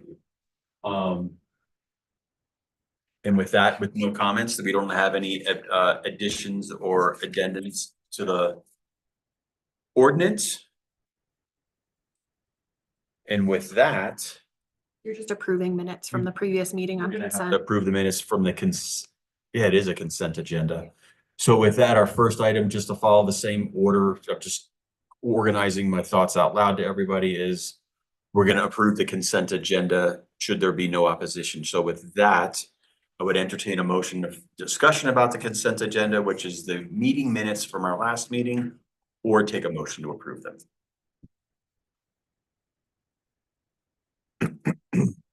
Make a motion to approve the consent agenda.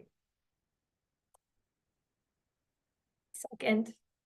Great. We have a motion to approve the consent agenda and a second. Please call the question. Goldstein, Yes. Allen. Yes. Held is absent. Inkin, Yes. Script Check Adrian is absent. Ryan and Kibbe.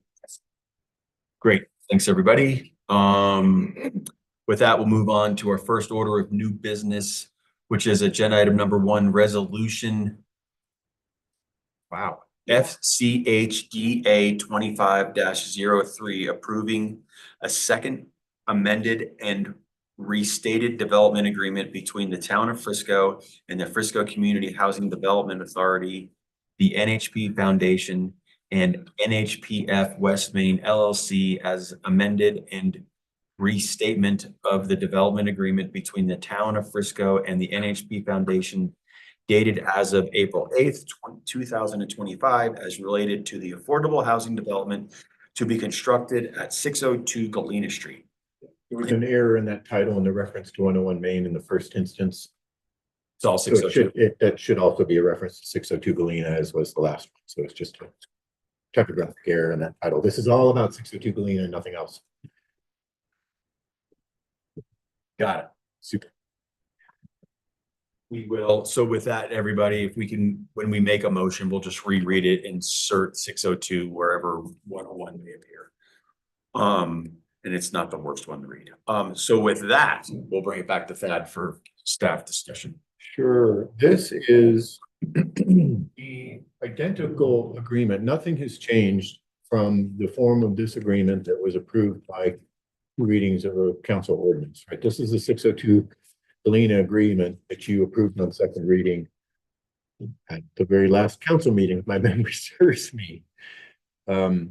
You'll recall that the substantive change between first reading and second reading was the filling of an $8 million gap. The agreement now comes before the Housing Authority for approval. And the reason that the Housing Authority is being asked to be a party to this agreement is that by doing so, it opens up the opportunity for the Housing Authority to become a very small percentage owner in the limited liability company that gets set up to develop this property. And by way of that minor amount of ownership, the housing authority can then grant a tax exemption. It can be a tax exempt project. So basically by the authority's participation, a tax exemption can be achieved for the project that wouldn't exist otherwise. Having said that all of the language is identical to what was previously approved, I know that NHP has since proposed a substantive change to the terms of the unconditional guarantee that is a part of the loan agreement that is all this document. I'm going to let NHP explain the nature of the request. Happy to take any questions on it. Presuming that you as the housing authority decide to approve this agreement with this amendment, the amendment will have to come back before council again for 2 readings of an ordinance because it is a material change to the deal that was already approved that has to be approved by ordinance we discussed. With that, I'm going to turn it over to Tom or NHP if they'd like to address the change proposed, and then we can come back. You can do it as part of public comment on the item, or just invite NHP up to talk about their proposed change. You got it. With that, Neil, can you give us details? I was going to say summary, but we probably need to know a little bit more than that on the proposed change.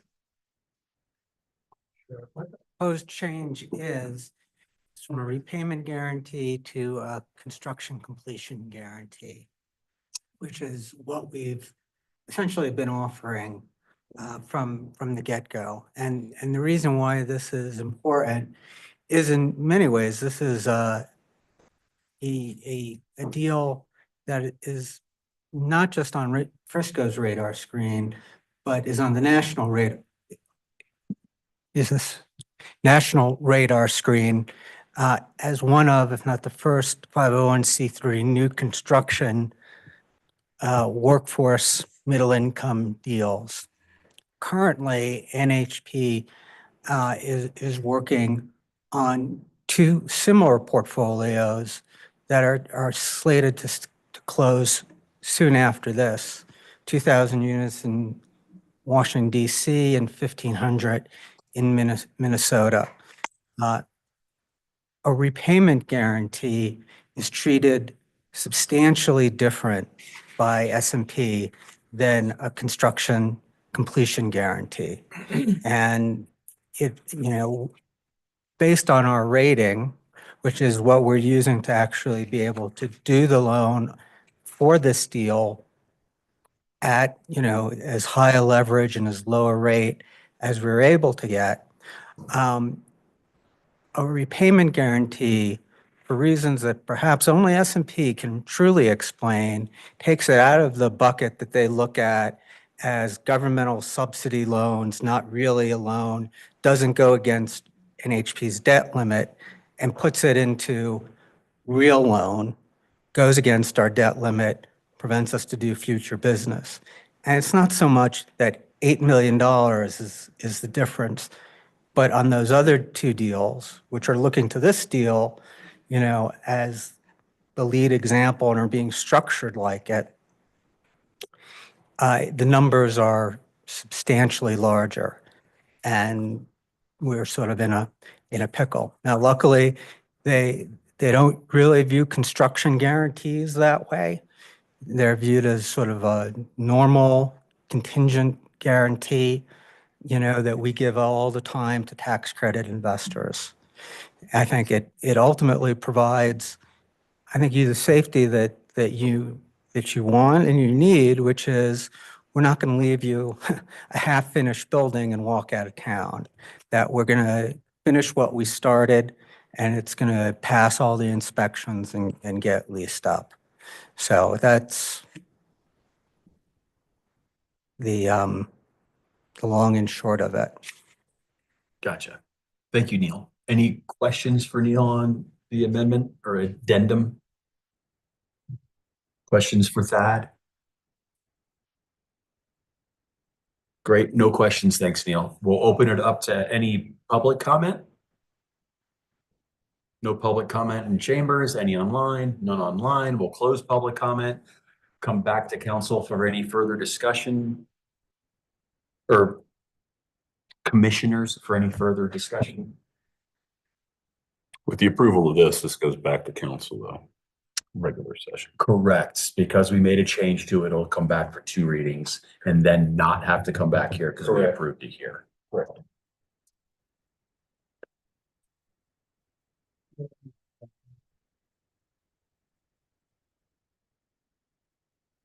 It doesn't matter if we did. it So we're really gonna get the, yeah, you Yeah. know. From the standpoint of the project starting on time, it has no material effect because you're already under a development agreement with NHP. It would change the nature of the unconditional guarantee related to the loan, but not the underlying terms of the development agreement. What's the consensus of staff on this thing? Well, staff has not had a whole lot of time to talk about it, but you know, to me, and I'm guessing that perhaps if I heard more from the attorneys, it might be a little different, but so I suggest you ask that question as well. But in either case, if we were at the point where a project was going to default and we were going to be left with an unfinished building, we would be in litigation, whether we were trying to get our money back from a loan or we were trying to get the project finished by who promised to finish it. So I kind of look at it the same way, that as long as there's an unconditional guarantee to finish the project, we're probably okay. Plus, in either case, we would not pay any further on that loan, which is going to get drawn over time. If we were in that position, we would stop loaning the money and would hold back until such time as either somebody else started to build that building again and we needed to put that money in, or they started to build that building again. Good clarity, thank you. Thad, did you have anything to add to that? Not to add to it, I would suggest that as this language is brought back before council for another couple of readings amendment, that we invite, this is John's language, right? So I can comment on it, but John can speak with a more educated voice on the risks and the risk being ameliorated and the risks not. But I don't disagree with what Tom said. And certainly we do have that next reading to discuss it further. Good question. It is. Anyone else? Has everyone had some time to at least have some discussions about what this changes? Cool. Great. With that, I would entertain a motion one way or the other. Did I hear that we have to reread it? No, I think you can just approve I just reread. resolution. Yeah, it looks good, right? Yeah. Noting the changes to the unconditional guarantee. I make a motion, we approve, resolution FCHDA 25-03. With changes to the agreement indicated, by NHP's red line of the unconditional guarantee. Yes, with as stated by town attorney Thad. Is that good enough? That's fine. That is fine. This is motion, yeah, the record will reflect the motion, I'm sure. We have a motion. Do we have a second? Second. Great. We have a motion and a second to approve resolution FCHDA 25-03. Stacy, please call the question. Ryan, Yes. Kibbe, Yes. Goldstein. Yes. Allen, Yes. Held is absent, Incan, Yes. and Scripcheck Adrian is absent. Great. Thank you, Stacy.